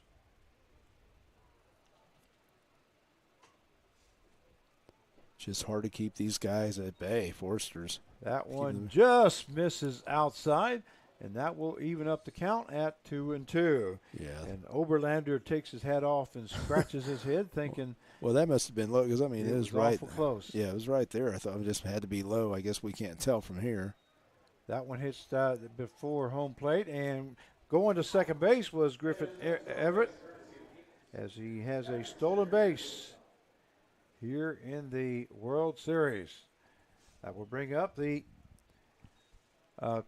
full count at 3-2 now.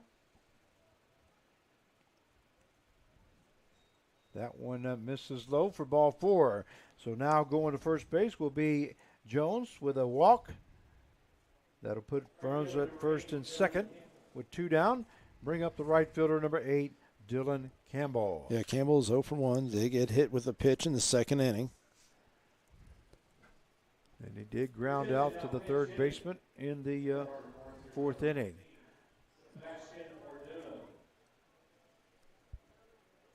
Looks like it's going to have a pinch hitter here. Let's see who it is. Let's see. 14, okay, thank you. So that pinch hitter now for here the Santa Barbara will be Sebastian Orduno. Orduno's from San Pedro, California, 5'10", 195, Oklahoma University. Hard hit ball into left field. Left fielder backing up, not going to be able to get to it. It looks like that's going to be a ground rule double, I believe, as that one bounced over the fence. And going back to third base will be Jones. Yeah, Campbell is in with a ground rule double and an RBI as Everett scored from second base. So the score now 7-5 in favor of Santa Barbara. Yeah, right there, the left fielder. That was a tough play right there for Stahl. But thing is, that win, where we say the back first step, it has to be a drop step back, going back.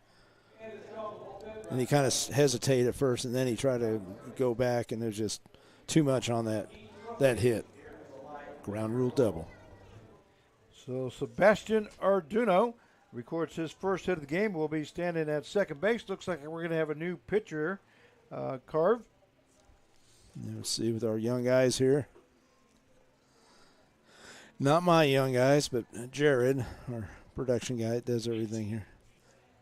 Okay, he says number 18. And number 18 is Augustine Sanchez. Okay, Augustine Sanchez now coming in to pitch for the Denver Cougars.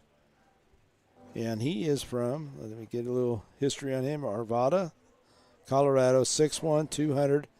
And he is undecided, so he's looking for a place to go. And like I said before, it comes this time you don't know. Hopefully he's talking to some schools and can find a place. And definitely this is a place where a lot of college coaches come out and get JUCO players or some of the unsigned. Or I'll tell you now, Frank, you got the portal, and there's a lot of players still out there not knowing what they're going to do. So Sanchez will be coming into the ball game. And Oberlander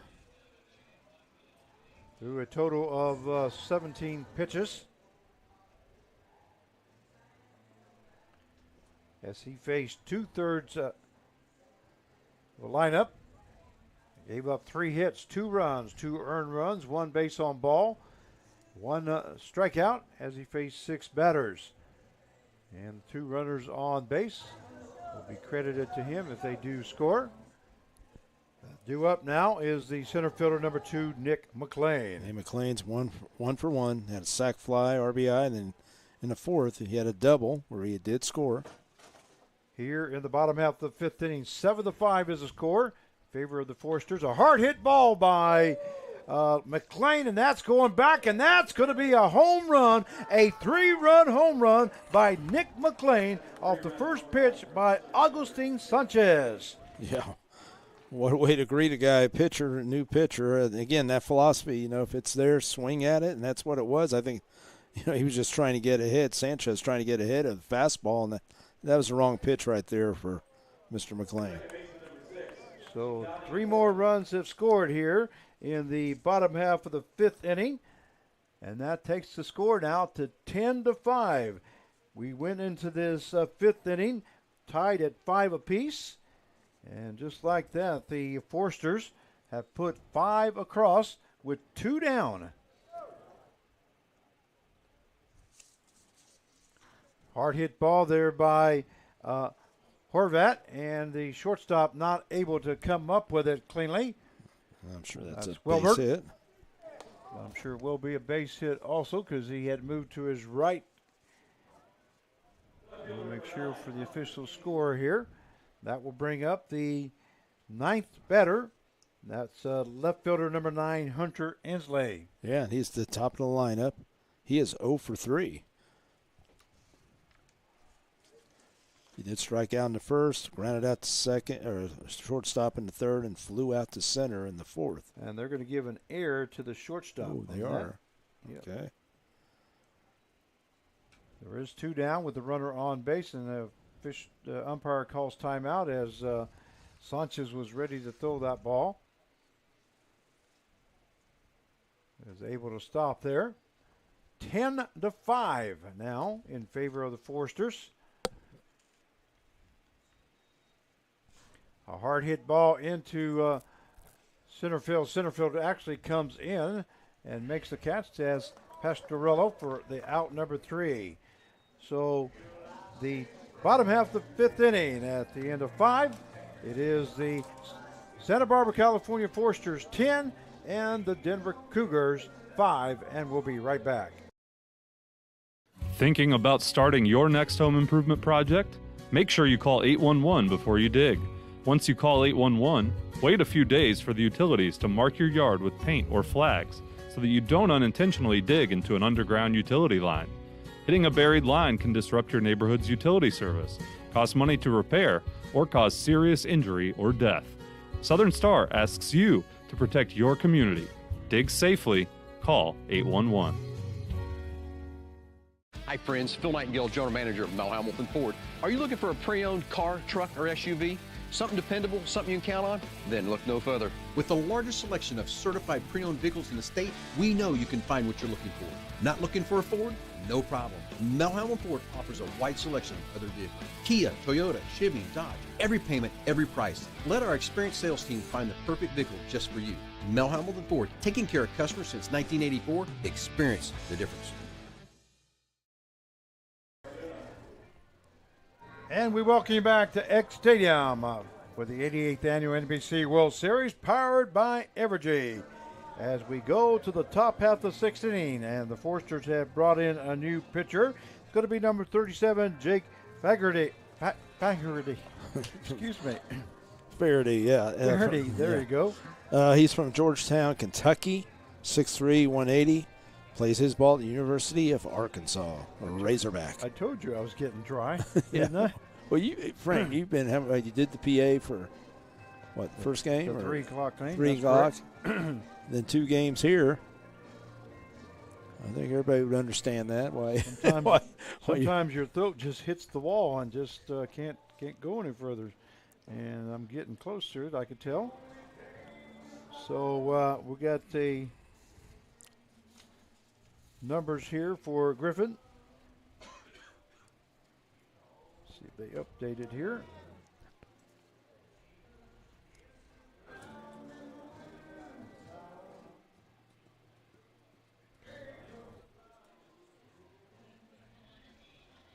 Looks like he went 1 2/3 innings, gave up 1 hit, 1 run. No earned runs, no base on balls, 4 strikeouts as he faced 7 batters. He'll be facing the 9-1-2 here of the Cougars. So the first batter coming up will be Stahl. And Stahl is 0 for 1. He walked in the second. Tries to lay down a bunt, and that is fouled. Actually, he's 0 for 0 because he did have a sac bunt in the fourth. And the count goes no balls, 1 strike now to Stahl. So we had a pretty close game for a while right there.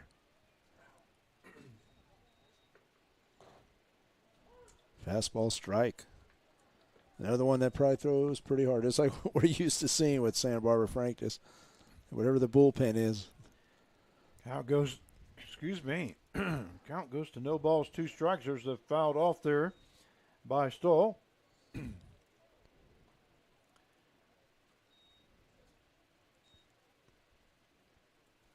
Well, it's a good thing that, excuse me, it's a good thing that. Help you out here, I guess. This is probably my last ball game Yeah. here for the World Series, because I can tell my throat has just. Well, there's a help you out there. There's a ball. Yeah, thank you very much. Appreciate One that. and two. Trying to clear it here.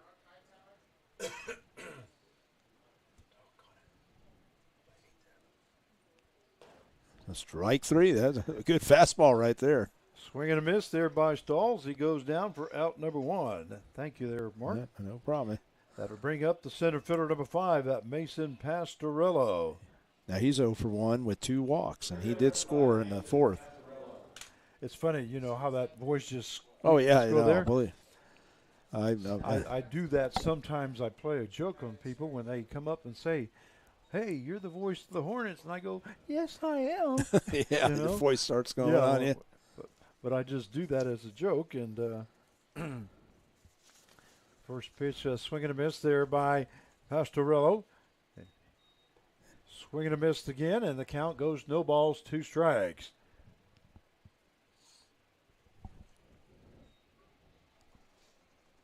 Oh, bring that up. We just have some sad news here, Frank. What's that, buddy? Oh, no. Yeah. Vin Scully has just passed away. Yeah, hard Great to say voice. that. Yeah, Vin Scully. I didn't know, he'd been sick or anything. I knew he retired, and but what a hero to all the broadcasters and all the people that's been in the. That one fouled off there by Pastorello. I mean, you know what I'm saying? A hero to all of us. I mean, I've watched, we've listened and watched him, and and he'd do it by himself. He was always doing this stuff by himself, and of course he had partners in there. But man, that's quite a loss. Well, that's sad to hear. And then Bill Russell dying. I mean, just kind of these guys that we grew up with that we've always heard about, and just it's sad. 2 balls, 2 strikes now to Pastorello. And here's the pitch. That one in there for a call strike as Pastorello takes a look, and that is out number 2. That will bring up the shortstop number 8, Judith Wilburn. Yeah, Wilburn. He is 0 for 3. Did strike out first, flew out to right field in the second, and then got on fielder's choice. Already now in. He did score, though, in the 4th, though. So it was. It's Judith Wilburn now. In with it, no balls, 1 strike as he fouled that one off. Ball hit to the shortstop. Shortstop comes in and makes the play. That is Santos to Cash for out number 3. So a 5-3 put out here in the top half of the 6th inning. At the end of 5 1/2, it is the Foresters 10 and the Cougars 5. And we'll be right back.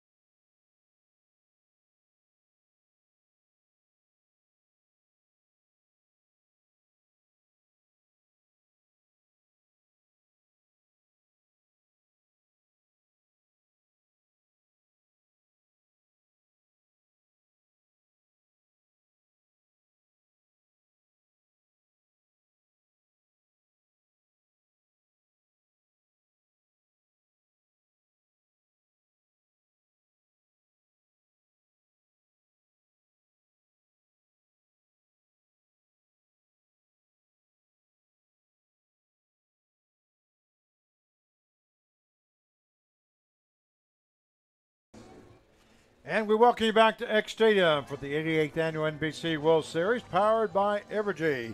As we go to the bottom half of the 6th inning, 10-5 is the score in favor of the Foresters. And we're going to have a new pitcher now for the Denver Cougars, and that will be J.T. Peloquin. Yeah, Pelican's from Lake Charles, Louisiana, 5'11", 175. And he plays his baseball at McNeese State. Peliquin now coming in relief. The first batter that he'll be facing will be the third baseman, number 3, Miguel Santos. And Santos is 2 for 3, struck out in the first, 2 base hits in the third and fourth. So 10-5 is the score. You know, and I'm sure Santa Barbara right now, they want to, put this away, get another big inning and go ahead and, end this. But I also look at, Colorado or the Denver Cougars, they want to come back and try to make a little run here. There's a swing and a miss there by Santos as the count goes to no balls, 1 strike. And Peliquin, good job there with that fastball. Breaking ball in there for call strike as the count goes 0-2. That one almost stayed up too high there.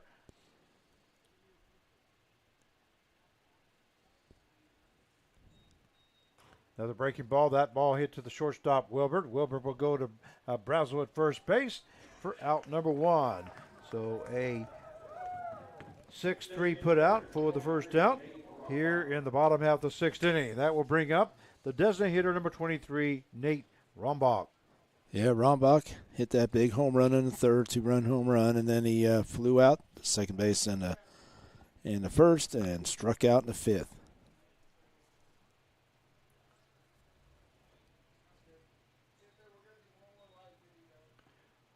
Breaking ball just misses high for ball 1. Yeah, that's I'm saying that's pretty smart of the Cougars, not leaning off with a fastball all the time, because these guys are like dead red. That means they're ready to jump on a fastball. There's the fastball, misses high as the count now goes to 2 balls and no strikes. We're in the bottom half of the 6th inning. 10-5 is the score in favor of the Foresters. Another fastball, but this one misses low for ball 3.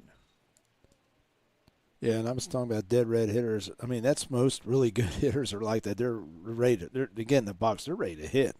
They're going yes, yes, yes, yes, yes, no. Swing and a miss there by Rombock as the count goes 3-1. He had a green light there on the 3-0 pitch. That's the new. That's like I said. I don't want to talk to some coaches about it, and I will. That one in there, breaking ball in there for call strike, and the count will go full now at 3-2. And there's another lesson. Let the umpire call it before you start running down the first baseline. It's kind of automatic on that, isn't it? If it's anything kind of close. That sat down to the ground. Oh. And they say that he did go. He did go, yeah. So that is a strikeout for out number 2. That will bring up the first baseman, number 32, Gavin Cash. Yeah, Cash is 1 for 3. Had a base hit in the second and did score. I know he hit the ball hard pretty good and fly out to left field in the third and flew out deep in the 5th. Fastball misses high and outside for ball 1.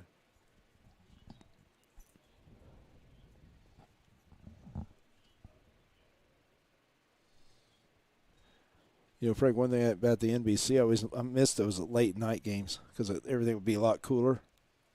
That one foul to or hit to the third base side. Third baseman Crandall comes up with it and hangs on to it. Smart. So in with a base hit is Gavin Cash.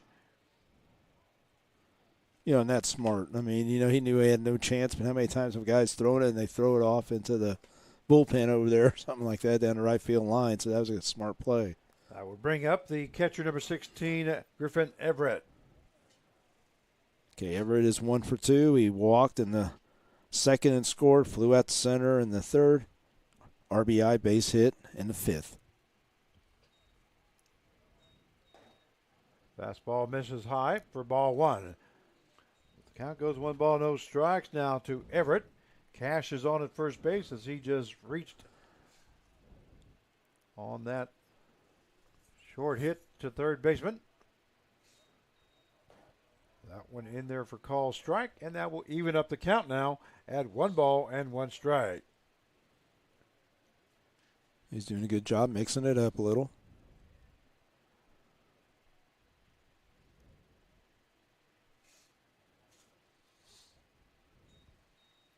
There's another breaking ball in there for call strike as the count now goes to 1 ball and 2 strikes. That looked like more of like a little changeup type thing. I didn't see a lot of break to it, just more of a, the speed. Yes, it was.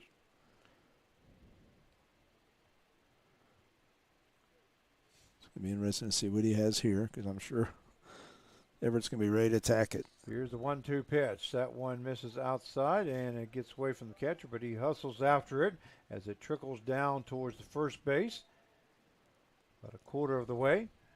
And the count will go to 2 balls and 2 strikes. You brought up catching earlier. That's to me, that's the toughest position. It definitely was a tough position, especially in fast pitch softball. Oh yeah. There's the pitch. That one just misses outside, and the count will go full now at 3-2. You see the catcher Minnick just holding on to it right there for a second, like, hey, where is that? He just framed it. Yeah, framed it right there.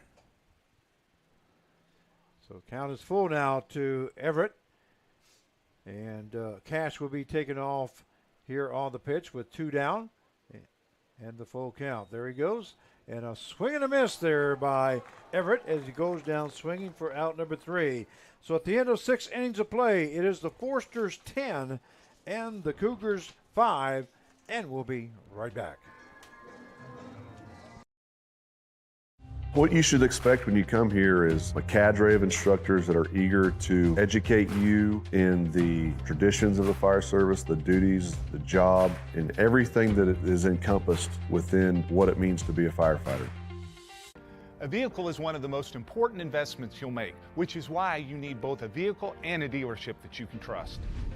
At Davis Moore, we made a decision long ago to be nothing but honest, to obsess over customer service, and to show nothing but respect for every person who walks through our doors.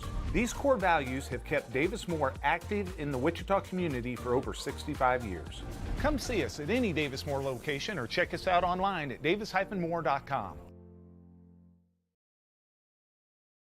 And we welcome you back to X Stadium for the 88th Annual NBC World Series, powered by Evergy. As we're going to the top half of the 7th inning here, Carl, the score is the Santa Barbara, California Foresters 10 and the Denver, Colorado Cougars 5. Well, you're 5 runs down. You just need to get something going, maybe a couple runs, just keep this game close, because the thing is about Santa Barbara, as you know, they can just blow it up. They can score 5 runs sometimes just so quick, but you got to stay close to them. And right now, I think they got the middle of their lineup, Lucero, Mclaughlin, and Minnick. They just need to get something going right there, the 3, 4, 5, and get some runs on there. Just get a couple maybe. Just stay in this game. So due up is the second baseman, number 19, Seth Lucero. That first pitch is in there for call strike 1 from Faraday. Yeah, Lucero is 2 for 3. Had that triple and then the 2 RBIs double. A swing and a miss there by Lucero as the count now goes to no balls and 2 strikes. Yeah, I've been pretty impressed with him. I mean, he definitely attacks the ball. Lefty going to Youngstown State. Ball hit to the shortstop. Shortstop comes in, gets it on 1 bounce, goes to first base for out number 1. So a 6-3 put out for the first down. That will bring up the designated hitter, number 24, Jack Mclaughlin. Yeah, Mclaughlin is 1 for 3. Ground out to short in the first, hit a double, and struck out in the 4th. So we have 1 down now here in the 7th inning. That one.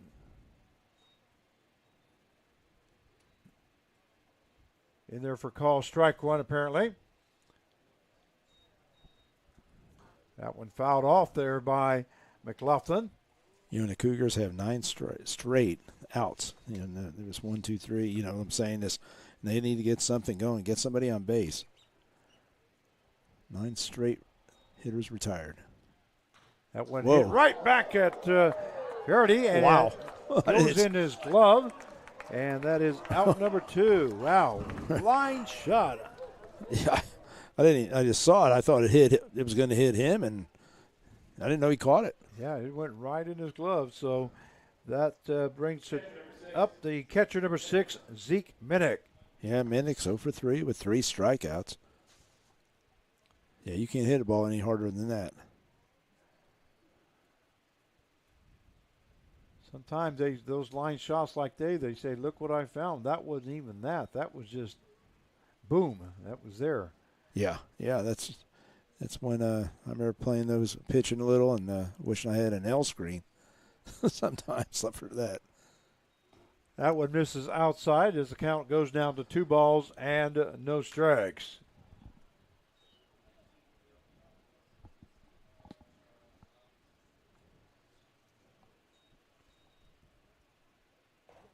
That one in there for call strike. As the count goes 2 balls, 1 strike now. To Minnick. Fastball misses outside. 3-1 now the count. We have 2 down here in the top half of the 7th inning. 10-5 is the score in favor of the Foresters. Santa Barbara still has some guys in the bullpen, probably coming in here. Ball hit foul along the first base side. I was going to say, Frank, that's the luxury of having 15 arms, 15 pitchers on the roster there. You get to throw a lot of guys. Get used to this mound. You know what I'm saying? Just to get an inning or 2. And swing and a miss there by Minnick, goes down for out number 3. So at the end of 6.5, it is the Foresters 10 and the Cougars 5. And we'll be right back.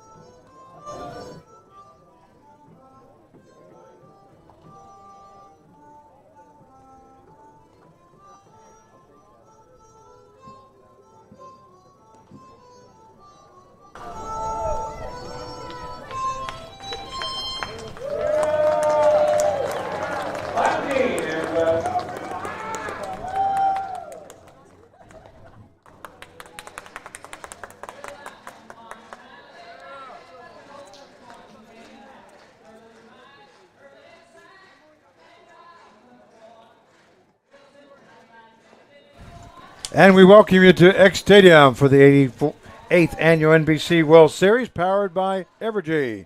As we go to the bottom half of the 7th inning, 10-5 is the score in favor of the Foresters. And is this the same pitcher, Pelican? I believe it is. Due up for the Foresters.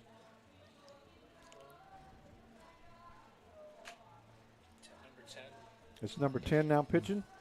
Okay, so we do have a new pitcher. Number 10, which is Lane Harris.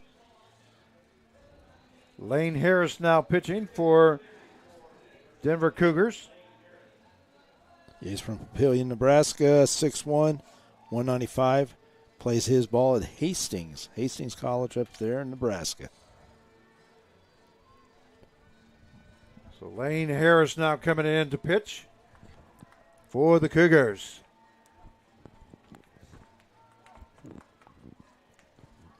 First batter he'll be facing will be the shortstop, number 12, Blaine Jones. Yeah, Jones is 1 for 2. Base hit in the 2nd, flew out in the 4th, and walked and scored in the 5th.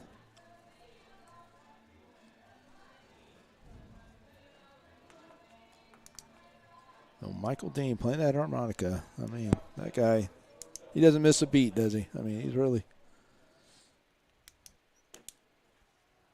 First pitch to Jones, misses for ball one.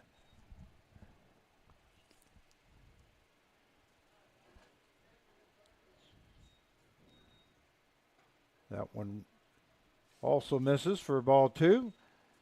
A little bit below the knees, apparently. As the count goes to 2 balls and no strikes. That one misses outside for ball three. So 3-0 now the count.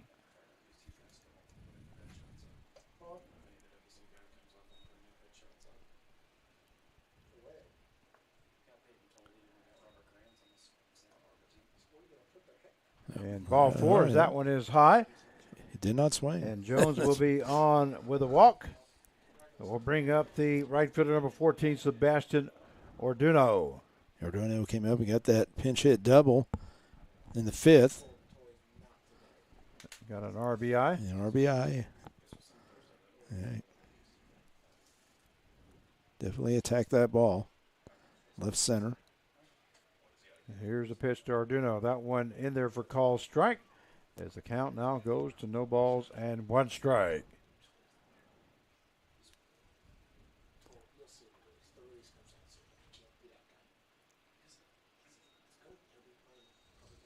Jones on at first base. That one misses low for ball one. That will even up the count now at 1 ball and 1 strike.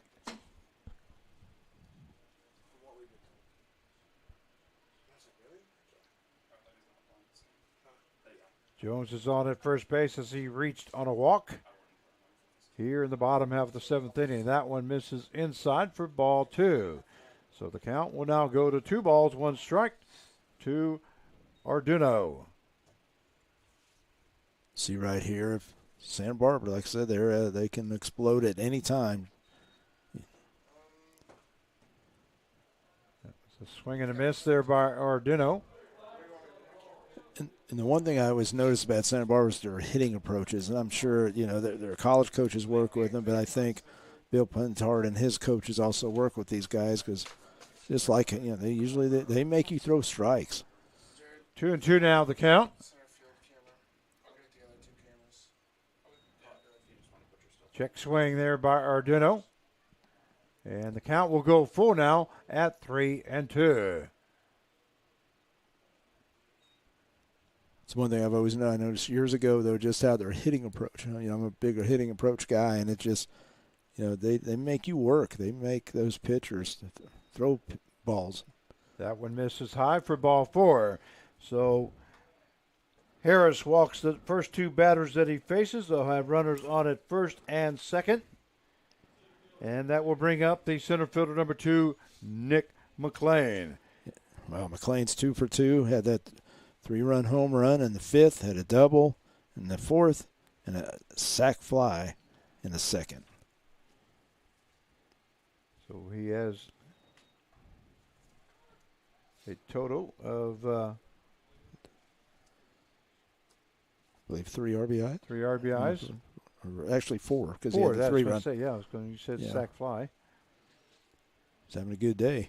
4 to the 10. There's a swing and a miss there by Mclean. He's in the running for the player of the game. A candidate for the Forsters. Whoever that is, we'll be seeing Andrew running down there and talking to him. Runners at first and second with no outs, and that one misses high for outside as the count now goes to 1 ball and 2 strikes. Yeah, Frankie never did. What's the temperature now? We never did. I wonder how far. Don't tell me it's still in the 90s. Ball hit to the shortstop. He goes to second base for 1 and not in time at first base. So the Jones will move over to third base on the play. Orduno will be out 6-4, and Mclean reaches on the fielder's choice. That will bring up the. Looks like we're going to have a pinch hitter. Pinch hitter. Let's see. Number 20. Yeah, Hudson White. Okay, coming in to pinch hit now for Santa Barbara will be number 20, Hudson White. Yeah, Hudson is from Keller, Texas, 6 foot, 200 pounds. He plays his ball at Texas Tech. He is a sophomore. That one misses outside for ball one. So 1 ball, no strikes now to White.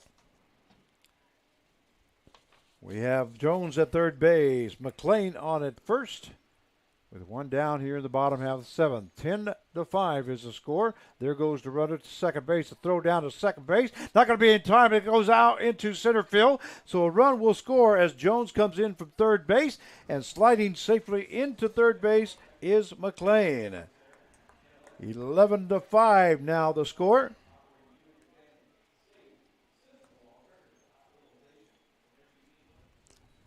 And that will be an error in the catcher. It will be an error. And the count is 1 ball, 1 strike now to White, and that one misses low for ball 2. You know, like I said, Bill Penn's already stay aggressive. You know, he'll keep getting runners in scoring position. 2 balls, 1 strike, and that one right across the knees. And that will even up the count now at 2-2.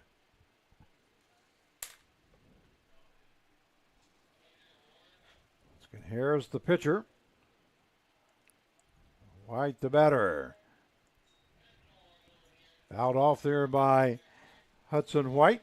He came in to pinch hit. He's mixing it up pretty well. I mean, this is a tough team to pitch to, for one thing. I tell you that. So here's the 2-2 pitch. And that hits White, so he'll be going to first base as a hit batsman. And that will bring up the left fielder, number 9, Hunter Inslee. Yeah, and Inslee is 0 for 4. Strike out in the first, ground out the shortstop in the third, and flew out to the center fielder twice. And Inslee is the only player on the Santa Barbara team that has not been on the bases here this evening. So you're saying he's due, huh? So he's due. That's exactly right. The ball hits the third baseman. Third baseman goes to second for 1 and to first for not in time.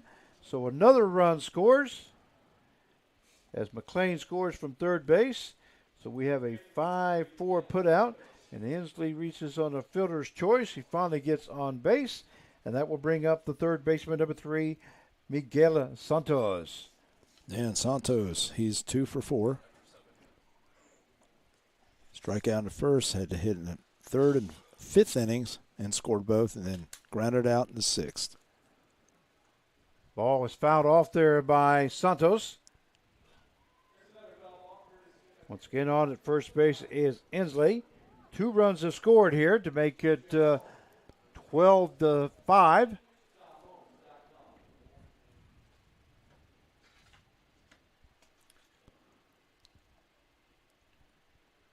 And here's the pitch by Harris. That one misses outside for ball 1. The count will even up now at 1 ball and 1 strike. The Cougars do have somebody in the bullpen. Actually, both of them do, both. Trying to get some guys in here, especially. I know Santa Barbara wants to get some guys some innings. That one misses outside, and there goes Santos, Inslee to second base. So he is now in scoring position. And matter of fact, that is would be the winning run if they get him in here this inning. Yeah, and I think that's what he's trying to do. I know somebody might think he's trying to run it up or whatever, and he's just trying to get the game over with. That's right.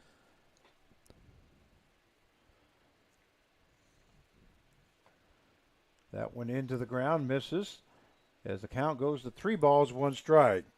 As we're saying, the Denver Cougars are 0-2 coming into this contest, and the Santa Barbara Forsters are 2-0. I thought the Cougars fought pretty hard. I mean, they had the lead. That one hit hard into right center field. That's going to be in for the winning run here. As coming in to score is Inslee. And that should be the ball game there. That is it. That is the ball game. With the final score, 13-5 is the score. The final score here from X Stadium. Well, Carv, we're going to call it quick here. I want to thank you very much for joining me here once again. And this is my last broadcast here this year. Hopefully, God willing, we'll be back next year. So we want to thank all of you for watching and for supporting the NBC World Series, sponsored by